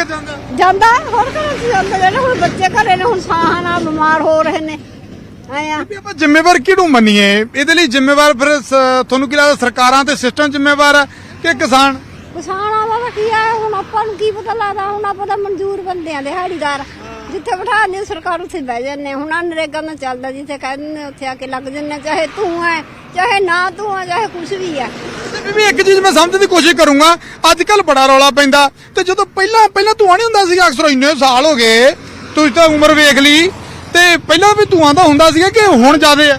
ਹੁਣ ਜ਼ਿਆਦਾ ਪਹਿਲਾਂ ਘੱਟ ਦੀ ਪਹਿਲਾਂ ਨਹੀਂ ਹੁੰਦਾ ਹੀ ਜੀ ਧੂਆਂ, ਪਹਿਲਾਂ ਤਾਂ ਹੀ ਹੁੰਦਾ ਧੂਆਂ ਦਾ। ਦੀ ਪਹਿਲਾਂ ਜਾਂਦੇ ਅਗਲਾ 92 ਫਸਲ ਲਾਉਂਦਾ, ਕਿਸੇ ਨੇ ਪਕਾ ਵੀ ਦਿੱਤੀ, ਕਿਸੇ ਨੇ ਮੂੰਗੀ ਦੀ, ਹੁਣ ਨੇਰੀ ਜੀਰੀ ਆ। ਆਹ ਗੱਲ ਹੈ ਵਿੱਚੋਂ ਅਸਲੀ। ਹਾਂ ਪਹਿਲਾਂ ਪਕਾਹਾਂ ਨਰਮੇ ਮੂੰਗੀਆਂ ਹੁੰਦੇ ਸਰ ਜਾਂਦਾ, ਹੁਣ ਨੇਰੀ ਜੀਰੀ ਆ। ਹੁਣ ਜੀਰੀ ਨੂੰ ਅਗਲੇ ਨੇ ਅੱਗ ਲਾਉਣੀ ਹੋਈ ਆ, ਫਿਰ ਉਹ ਧੂਆਂ ਨੇ ਵਧਣੀ ਆ। ਗਗਨ ਗੱਲ ਤੁਸੀਂ ਸਮਝੇ, ਬੜੀ ਪਤੇ ਦੀ ਗੱਲ ਬੀਬੀ ਨੇ ਕਹੀ ਆ, ਤਾਂ ਹੀ ਅਗਲਾ ਕਹਿੰਦਾ ਕਿ ਸਿਆਣਿਆਂ ਕੋਲੇ ਬੈਠੋ ਤਾਂ ਕਈ ਵਾਰੀ ਤੁਹਾਨੂੰ ਸਿਆਣੀ ਗੱਲ ਦਾ ਪਤਾ ਲੱਗਦਾ, ਆਪ ਬੰਦਾ ਇੰਨਾ ਸਿਆਣਾ ਨਹੀਂ ਹੁੰਦਾ। ਬੀਬੀ ਨੇ ਬੜੀ ਪਤੇ ਦੀ ਗੱਲ ਕੀਤੀ, ਮੈਨੂੰ ਲੱਗਦਾ ਇਸ ਤੋਂ ਪਹਿਲਾਂ ਬਹੁਤ ਘੱਟ ਚਰਚਾ ਹੋਈ ਇਸ ਪੁਆਇੰਟ ਤੇ। ਇੱਕ ਅਨਪੜ੍ਹ ਬੀਬੀ ਅਨਪੜ੍ਹ ਆ ਨਾ, ਲੈ ਅਨਪੜ੍ਹ ਬੀਬੀ ਨੇ ਏਡੀ ਪਤੇ ਦੀ ਗੱਲ ਕੀਤੀ। ਬੀਬੀ ਕੀ ਕਹਿੰਦੀ ਕਿ ਭਾਈ ਧੂਆਂ ਤਾਂ ਪਹਿਲਾਂ ਵੀ ਹੁੰਦਾ ਸੀ ਪਰ ਹੁਣ ਵੱਧ ਗਿਆ। ਭਾਈ ਵੱਧ ਕਿਵੇਂ ਗਿਆ? ਵੱਧ ਇਉਂ ਗਿਆ ਕਹਿੰਦੇ ਕਿ ਪਹਿਲਾਂ ਕੋਈ ਨਰਮਾ ਬੀਜਦਾ ਸੀ, ਕੋਈ ਕਪਾਹ ਬੀਜਦਾ ਸੀ, ਕੋਈ ਮੂੰਗੀ, ਤੇ ਕੋਈ ਥੋੜਾ ਬਹੁਤਾ ਜਿਹਦੇ ਮੋਟਰ ਲੱਗੀ ਹੁੰਦੀ ਸੀ ਉਹ ਝੋਨਾ ਲਾ ਲੈਂਦਾ ਸੀ। ਪਰ ਹੁਣ ਤਾਂ ਕਹਿੰਦੇ ਜਿੱਥੋਂ ਤੱਕ ਨਿਗਾਹ ਮਾਰ ਲਓ ਝੋਨਾ ਹੀ ਝੋਨਾ।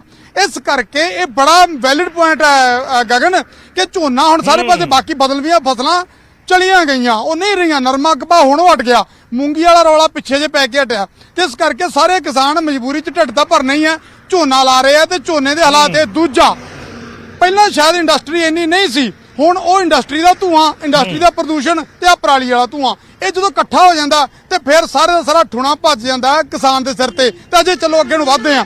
ਤਾਂ ਗਗਨ ਇਹ ਤਸਵੀਰਾਂ ਨੇ ਜਿਹੜੀਆਂ ਅਸੀਂ ਲਗਾਤਾਰ ਵਿਖਾਉਣ ਦੀ ਕੋਸ਼ਿਸ਼ ਕਰ ਰਹੇ ਹਾਂ ਕਿ ਭਾਈ ਹੋ ਕੀ ਰਿਹਾ, ਚੱਲ ਕੀ ਰਿਹਾ। ਤਾਂ ਅੱਗੇ ਨੂੰ ਹੋਰ ਵਧਦੇ ਆ ਜੀ, ਆਪਾਂ ਸੰਗਰੂਰ ਚੱਲ ਰਿਹਾ ਹੈ, ਪਟਿਆਲੇ ਵੱਲ ਨੂੰ ਆਪਾਂ ਜਾ ਰਹੇ ਹਾਂ ਤੇ ਗਾਂ ਤੱਕ ਤੁਹਾਨੂੰ ਦਿਖਾਉਣ ਦੀ ਕੋਸ਼ਿਸ਼ ਕਰਦੇ ਆ ਕਿ ਆਖਿਰ ਗਾਂ ਦੀ ਕੀ ਤਸਵੀਰ ਆ ਗਗਨ।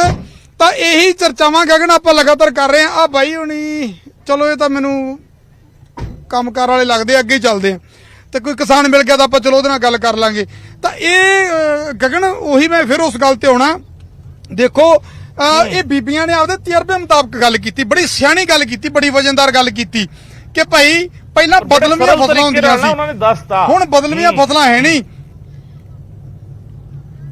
ਗਗਨ ਇੱਕ ਮੈਨੂੰ ਲੱਗਦਾ ਕਿ ਬੜਾ ਵੈਲਿਡ ਪੁਆਇੰਟ, ਇੱਕ 30 ਸਕਿੰਟਾਂ 'ਚ ਬੀਬੀ ਨੇ ਆਪਣੇ ਪੱਲੇ ਪਾਤੀ ਗੱਲ। ਇਹੀ ਸਾਡਾ ਮਕਸਦ ਹੈ ਬੇਸਿਕਲੀ, ਤਾਂ ਇਨਫੋਰਮੇਸ਼ਨ ਸ਼ੇਅਰ ਕਰਨੀ ਚਾਹੁੰਦੇ ਆਪਾਂ। ਅਜੇ ਇੱਕ ਵਾਰੀ ਮਾੜਾ ਰੋਕਣਾ ਗੱਡੀ।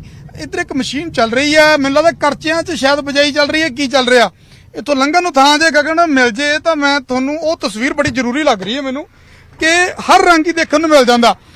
ਅਜੇ ਆਓ ਮਾੜਾ ਜਿਹਾ ਇੱਧਰ, ਉਹ ਮਸ਼ੀਨ ਚੱਲ ਰਹੀ ਆ, ਕਰਚਿਆਂ ਦੇ ਵਿੱਚ ਚੱਲ ਰਹੀ ਆ। ਮੈਨੂੰ ਲੱਗਦਾ ਗਗਨ ਦਿਖਾਉਣੀ ਬਣਦੀ ਆ, ਤੇ ਜੇ ਤੁਸੀਂ ਮੈਨੂੰ 30 ਸਕਿੰਟ ਦਾ ਟਾਈਮ ਦਿਓਗੇ ਤਾਂ ਮੈਂ ਤਾਰਾਂ ਤੁਰਾਂ ਹੀ ਲੰਘ ਕੇ ਗਾਂ ਪਹੁੰਚ ਜਾਂ ਤੇ ਉਹ ਮਸ਼ੀਨ ਤੱਕ ਤੁਹਾਨੂੰ ਲਿਜਾ ਕੇ ਦਿਖਾਵਾਂਗੇ। ਕਰਚਿਆਂ 'ਚ ਬੀਜੀ ਜਾ ਰਹੀ ਮੈਨੂੰ ਲੱਗਦਾ ਕਣਕ। ਅੱਗੇ ਵਧਣ ਦੀ ਕੋਸ਼ਿਸ਼ ਕਰਦੇ ਆ। ਤੁਸੀਂ ਪਹੁੰਚੋ ਉੱਥੇ ਤੱਕ, ਜੀ ਲੰਘ ਜਾਓਗੇ ਉੱਥੇ ਤੱਕ ਮੈਂ ਅਮਨ ਦੇ ਕੋਲ ਇਹ ਦੇਖੋ, ਅਮਨ ਦੇ ਕੋਲ ਤੱਕ ਜਾਣਾ, ਅਮਨ ਦੇ ਨਾਲ ਗੱਲ ਕਰਦਾ। ਤੁਸੀਂ ਉੱਥੇ ਤੱਕ ਤੁਸੀਂ ਥੋੜਾ ਜਿਹਾ ਅਮਨ ਵਾਲੇ ਪਾਸੇ ਜਾਓ। ਜੀ ਜੀ ਹਾਂ, ਮੈਂ ਅਮਨ ਵਾਲੇ ਪਾਸੇ ਜਾਣਾ, ਅਮਨ ਦੇ ਨਾਲ ਗੱਲ ਕਰਦਾ। ਅਮਨ, ਜੇਕਰ ਮੇਰੀ ਆਵਾਜ਼ ਅਮਨ ਤੁਹਾਡੇ ਤੱਕ ਆ ਰਹੀ ਹੈ, ਕਿੱਥੇ ਪਹੁੰਚ ਗਏ ਤੁਸੀਂ? ਕਿਸਾਨ ਦੇ ਨਾਲ ਗੱਲ ਕਰ ਰਹੇ ਸੀਗੇ, ਸੋਲੂਸ਼ਨ ਨਹੀਂ ਹੈਗਾ, ਸਰਦਾ ਨਹੀਂ। ਕਿਸਾਨ ਤਾਂ ਇਹ ਕਹਿੰਦਾ ਵੀ ਸਰਦਾ ਨਹੀਂ ਤਾਂ ਕਰਕੇ ਲਾਣੀ ਪੈਂਦੀ ਹੈ। ਜਿਹਦੇ ਕੋਲ 8-10 ਕਿੱਲੇ ਪੈਲੀ ਹੈਗੀ ਉਹ ਵੀ ਇਹ ਕਹਿੰਦਾ ਵੀ ਸਾਰੀ ਨੂੰ ਨਹੀਂ ਅਸੀਂ ਅੱਗ ਲਾ ਰਹੇ। ਅਸੀਂ ਤਾਂ ਇਹ ਹੈ ਵੀ ਸਾਡੇ ਕੋਲ ਜਿਹੜੀ ਜਿੱਥੇ ਘੱਟ ਹੈਗੀ ਹੈ ਪਰਾਲੀ, ਜਿਹੜੀ ਨਾੜ ਜਿੱਥੇ ਘੱਟ ਹੈਗੀ ਹੈ ਉਸ ਨੂੰ ਨਹੀਂ ਸਾੜਦੇ, ਔਰ ਬਾਕੀ ਥਾਂ ਤੇ ਫਿਰ ਜਿੱਥੇ ਸਾਡਾ ਸਰਦਾ ਨਹੀਂ ਉੱਥੇ ਅਸੀਂ ਅੱਗ ਲਾਉਂਦੇ ਹਾਂ, ਉੱਥੇ ਮਜਬੂਰ ਹੋ ਕੇ ਸਾਨੂੰ ਅੱਗ ਲਾਣੀ ਪੈਂਦੀ ਹੈ। ਅਮਰ, ਖੇਤ ਦੇ ਵਿੱਚ ਕਿਸਾਨ ਜਿਸ ਤਰੀਕੇ ਇਕੱਠਾ ਕਰ ਰਹੇ ਸੀਗੇ, ਉਹ ਕਈ ਸਾਰੀਆਂ ਗੱਲਾਂ ਕਹਿ ਰਹੇ ਸੀਗੇ ਕਿ ਸਾਨੂੰ ਸਰਕਾਰ ਜਿਹੜੀ ਹੈਗੀ ਜਿਹੜੇ ਦਾਅਵੇ ਵਾਅਦੇ ਕਰਦੀ ਹੈ, ਉਹ ਦਾਅਵੇ ਵਾਅਦੇ ਵੀ ਕਿਤੇ ਨਾ ਕਿਤੇ ਉਸ ਕਿਸਾਨਾਂ ਤੱਕ ਪਹੁੰਚਦੇ ਹੋਏ ਨਜ਼ਰ ਨਹੀਂ ਆਉਂਦੇ। ਸਰਕਾਰ ਤਾਂ ਦਾਅਵੇ ਕਰਦੀ ਹੈ ਵੀ ਹਜ਼ਾਰਾਂ ਮਸ਼ੀਨਾਂ ਅਸੀਂ ਭੇਜਤੀਆਂ, ਕਿਸਾਨ ਕਹਿੰਦਾ ਸਾਡੇ ਤੱਕ ਤਾਂ ਪਹੁੰਚਿਓ ਨਹੀਂ, ਹੈਡੋਂ ਪਿੰਡ ਵਿੱਚ ਤਾਂ ਕੋਈ ਪਹੁੰਚਿਓ ਨਹੀਂ ਹੈਗੀ। ਹੁਣ ਇਹ ਸਵਾਲ, ਇਹ ਗੱਲ ਜਿਹੜੀ ਹੈਗੀ ਹੈ, ਇਹ ਸੁਨੇਹਾ ਜਿਹੜਾ ਹੈਗਾ, ਇਹ ਸੁਨੇਹਾ ਵਾਪਸ ਸਰਕਾਰ ਤੱਕ ਕਿਵੇਂ ਪਹੁੰਚੇਗਾ? ਸਵਾਲ ਤਾਂ ਇਹ ਵੀ ਹੈ ਅਮਨ। ਬਿਲਕੁਲ ਇਸੇ ਕਰਕੇ ਗਗਨ ਨਿਊਜ਼ 18 ਦੀ ਇਹੀ ਕੋਸ਼ਿਸ਼ ਹੈ ਕਿ ਜੋ ਗੱਲਾਂ ਕਿਸਾਨ ਕਹਿ ਰਹੇ ਨੇ, ਜੋ ਗਰਾਊਂਡ ਰਿਐਲਿਟੀ ਹੈ ਉਹ ਪਹੁੰਚੇ। ਔਰ ਇਸ ਤੋਂ ਪਹਿਲਾਂ ਜਦੋਂ ਕੱਲ ਵੀ ਅਸੀਂ 에ਅਰਪੋਰਟ ਦੇ ਕੋਲ ਜਿਹੜਾ ਪਿੰਡ ਹੈ ਨੰਡਿਆਲੀ, ਉੱਥੇ ਅਸੀਂ ਗਏ, ਉੱਥੇ ਵੀ ਕਿਸਾਨਾਂ ਦਾ ਹੀ ਕਹਿਣਾ ਸੀਗਾ ਕਿ ਇੱਥੇ ਜਿਹੜਾ ਹੈ ਨਾ ਕੋਈ ਡਰੋਨ ਸਿਸਟਮ ਹੈ, ਨਾ ਕੋਈ ਖੇਤੀਬਾੜੀ ਡਿਪਾਰਟਮੈਂਟ ਦਾ ਜਿਹੜਾ ਅਧਿਕਾਰੀ ਹੈ ਉਹ ਆਇਆ। ਔਰ ਮਹਿੰਗਾਈ ਹੈ, ਕਿਉਂਕਿ ਬਜਾਈ ਜੇ ਕਰਨੀ ਪੈਂਦੀ ਹੈ ਉਹਦੇ ਵਿੱਚ ਮਿਹਨਤ ਵੀ ਹੈ ਇੱਕ ਪਾਸੇ, ਔਰ ਖਰਚਾ ਵੀ ਜ਼ਿਆਦਾ ਹੈ। 4 ਤੋਂ 5 ਵਾਰ ਜਿਹੜੀ ਹੈ ਬਹਾਈ ਕਰਨੀ ਪੈਂਦੀ ਹੈ। ਜੇ ਪਰਾਲੀ ਨੂੰ ਨਾ ਸਾੜੋ। ਉਸ ਤੋਂ ਇਲਾਵਾ ਜੇ ਹੈਪੀ ਸੀਡਰ ਲਿਆਓ ਤਾਂ ਖਰਚਾ ਹੈਗਾ ਹੈ, ਉਹਦਾ ਕਿਰਾਇਆ, ਜਾਂ ਦੂਜੇ ਪਾਸੇ ਖਰੀਦਣ ਦੀ ਤਾਂ ਕੋਈ ਟਾਵਾਂ ਹੀ ਕਿਸਾਨ ਹੈ ਕਿ ਉਹ ਉਨੀ ਸਬਸਿਡੀ ਦੇ ਦੇਣ ਦੇ ਬਾਵਜੂਦ ਵੀ ਉਸ ਨੂੰ ਖਰੀਦੇ। ਔਰ ਗਗਨ, ਦੂਜੇ ਪਾਸੇ ਤਸਵੀਰ ਦਿਖਾਊਂਗਾ ਕਿ ਅਸੀਂ ਉसी ਪਿੰਡ ਤੋਂ, ਹੈਡੋ ਪਿੰਡ ਤੋਂ ਅੱਗੇ 3 ਤੋਂ 4 ਕਿਲੋਮੀਟਰ ਆਏ ਹਾਂ ਔਰ ਸੜਕ ਤੋਂ ਹੀ ਤੁਹਾਨੂੰ ਨਜ਼ਰ ਆਏਗਾ ਕਿ ਅੰਦਰ ਇੱਥੇ ਵੀ 4 ਤੋਂ 5 ਖੇਤ ਛੱਡ ਕੇ ਜਿਹੜੀ ਪਰਾਲੀ ਹੈ ਉਹ ਜਾਲੀ ਜਾ ਰਹੀ ਹੈ। ਔਰ ਅੱਗੇ ਹੋ ਕੇ ਮੈਂ ਸਿੱਧੂ ਨੂੰ ਕਹੂੰਗਾ ਕਿ ਤੁਹਾਨੂੰ ਅੱਗੇ ਹੋ ਕੇ ਪਰਲੇ ਪਾਸਿਓਂ ਤਸਵੀਰ ਜਿਹੜੀ ਹੈ ਉਹ ਦਿਖਾਉਣ ਦੀ ਕੋਸ਼ਿਸ਼ ਕਰਾਂਗੇ ਕਿ ਜਿੰਨੇ ਇੱਥੇ ਖੇਤ ਹੈ ਉਹਨਾਂ ਦੇ ਵਿਚਾਲੇ ਕਿਵੇਂ ਜਿਹੜੀ ਪਰਾਲੀ ਹੈ ਉਹ ਸਾੜੀ ਜਾ ਰਹੀ ਹੈ। ਔਰ ਇਹ ਕਿਤੇ ਨਾ ਕਿਤੇ ਸਾਰ ਲੈਣ ਦੀ ਜ਼ਰੂਰਤ ਜ਼ਰੂਰ ਸੀਗੀ ਕਿ ਜਿਹੜਾ ਚਾਹੇ ਉਹ ਰਿਕਾਰਡ ਲਾਲ ਕੀਤੇ ਗਏ ਜੋ ਆਰੋਪ ਲੱਗਦੇ ਨੇ, ਔਰ ਸਿੱਧੇ ਤੌਰ ਤੇ ਜੋ ਇੱਕ ਇਹ ਵੀ ਇਲਜ਼ਾਮ ਹੈ ਕਿ ਪਰਾਲੀ ਜਾਲੀ ਜਾਂਦੀ ਹੈ, ਪਰ ਇਹ ਕੀ ਕਾਰਨ ਕਿਆ ਹੈ ਇਸ ਦਾ, ਆ ਕੇ ਇੱਥੇ ਤੱਕ ਕੋਈ ਅਧਿਕਾਰੀ ਪਹੁੰਚਿਆ ਹੀ ਨਹੀਂ। ਜਿਵੇਂ ਕਿਸਾਨ ਨਾਲ ਅਸੀਂ ਉਹਨਾਂ ਨਾਲ ਗੱਲਬਾਤ ਕੀਤੀ ਹੈਡੋ ਪਿੰਡ ਦੇ, ਤਾਂ ਉਹ ਕਹਿੰਦੇ ਕਿ ਕੋਈ ਆਇਆ ਹੀ ਨਹੀਂ, ਨਾ ਹੀ ਕਿਸੇ ਨੇ ਆ ਕੇ ਪੁੱਛਿਆ ਹੈ, ਨਾ ਹੀ ਕੋਈ ਰਾਹ ਦੱਸਣ ਦੀ, ਕੋਈ ਵਿਚਲੀ ਗੱਲ ਦੱਸਣ ਦੀ ਕੋਸ਼ਿਸ਼ ਜਿਹੜੀ ਹੈ ਉਹ ਕੀਤੀ ਹੈ। ਔਰ ਜੇਕਰ ਗੱਲਬਾਤ ਹੁੰਦੀ, ਕੋਈ ਰਾਹ ਨਿਕਲ ਸਕਦਾ ਸੀਗਾ ਲਾਜ਼ਮੀ ਤੌਰ ਤੇ, ਪਰ ਇਹ ਤਸਵੀਰਾਂ ਨੇ ਗਗਨ, ਇਹ ਹੈਡੋ ਦੇ ਨਾਲ ਅਗਲਾ ਪਿੰਡ ਹੈਗਾ 2 ਕਿਲੋਮੀਟਰ ਤੇ, ਜਿੱਥੇ ਤੁਹਾਨੂੰ ਨਜ਼ਰ ਆਏਗਾ। ਔਰ ਜਿਵੇਂ ਜਿਵੇਂ ਗਗਨ ਸ਼ਾਮ ਹੁੰਦੀ ਜਾਂਦੀ ਹੈ, ਇਹਦੀ ਡੈਂਸਿਟੀ ਕਹੀਏ, ਸਮੋਕ ਕਹੀਏ, ਇਹ ਹੋਰ ਵੱਧਦਾ ਜਾਂਦਾ। ਔਰ ਅੱਗੇ ਵੀ ਤਸਵੀਰਾਂ ਅਸੀਂ ਸਾਂਝੀ ਕਰਦੇ ਰਹਾਂਗੇ, ਪਰ ਇਹ ਸਵਾਲ ਜ਼ਰੂਰ ਹੈ ਕਿ ਇਸ ਦਾ ਹੱਲ ਕੀ ਹੈ ਔਰ ਕਿਵੇਂ ਕਿਸਾਨਾਂ ਤੱਕ, ਜੇ ਕੋਈ ਸਰਕਾਰ ਨੇ ਬੇਸ਼ੱਕ ਕੋਈ ਸਕੀਮ ਬਣਾਈ ਹੈ ਜਾਂ ਕੋਈ ਰਾਹ ਲੱਭਿਆ ਹੈ, ਪਰ ਉਹ ਕਨਵੇ ਕਿਉਂ ਨਹੀਂ ਹੈ। ਜੇ ਇੱਥੇ ਹੈਡੋ ਪਿੰਡ ਦੇ ਜਿਹੜੇ ਜ਼ਿੰਮੇਦਾਰ ਅਧਿਕਾਰੀ ਨੇ, ਖੇਤੀਬਾੜੀ ਦੇ ਹੋਣ, ਰੈਵਨਿਊ ਦੇ ਹੋਣ, ਤਾਂ ਉਹਨਾਂ ਦਾ ਫਰਜ਼ ਬਣਦਾ ਸੀ ਇਹਨਾਂ ਤੱਕ ਸਰਕਾਰ ਦੀ ਉਪਲਬਧੀਆਂ ਨੂੰ ਜਾਂ ਵਿੱਚ ਦੇ ਰਾਹ ਜਿਹੜੇ ਕੱਢੇ ਗਏ ਨੇ ਉਹਨਾਂ ਨੂੰ ਪਹੁੰਚਾਉਣਾ, ਉਹਨਾਂ ਤੱਕ ਕਨਵੇ ਕਰਨਾ। ਉਹਨਾਂ ਤੱਕ ਪਹੁੰਚੇ ਹੀ ਨਹੀਂ, ਔਰ ਜਦੋਂ ਤੱਕ ਪਹੁੰਚਦੇ ਨੇ ਉਦੋਂ ਤੱਕ ਨਤੀਜਾ ਸਾਡੇ ਸਾਹਮਣੇ ਕਿ ਅਸੀਂ ਪਰਾਲੀ ਐਵੇਂ ਜਲਦੀ ਦੇਖਦੇ ਹਾਂ ਔਰ ਜਿਹੜੀ ਇਹ ਸਮੋਗ ਹੈ, 에ਅਰ ਕੁਆਲਿਟੀ ਇੰਡੈਕਸ ਹੈ, ਉਸ ਨੂੰ ਵਾਧਾ ਵੇਖਦੇ ਹਾਂ। ਚਾਹੀਦਾ ਇਹ ਸੀਗਾ ਕਿ ਇਸ ਤੋਂ ਪਹਿਲਾਂ ਹੀ ਕੋਈ ਨਾ ਕੋਈ ਇਹਨਾਂ ਨੂੰ ਜਿਵੇਂ ਸਕੀਮ ਹੈ ਜਾਂ ਜਿਹੜਾ ਸਰਕਾਰ ਨੇ ਸੋਚਿਆ। ਬਿਲਕੁਲ ਅਮਨ, ਇਹ ਸੋਲੂਸ਼ਨ ਨਹੀਂ ਪਹੁੰਚਿਆ, ਔਰ ਇਸੇ ਕਰਕੇ ਰੌਲਾ ਪਿਆ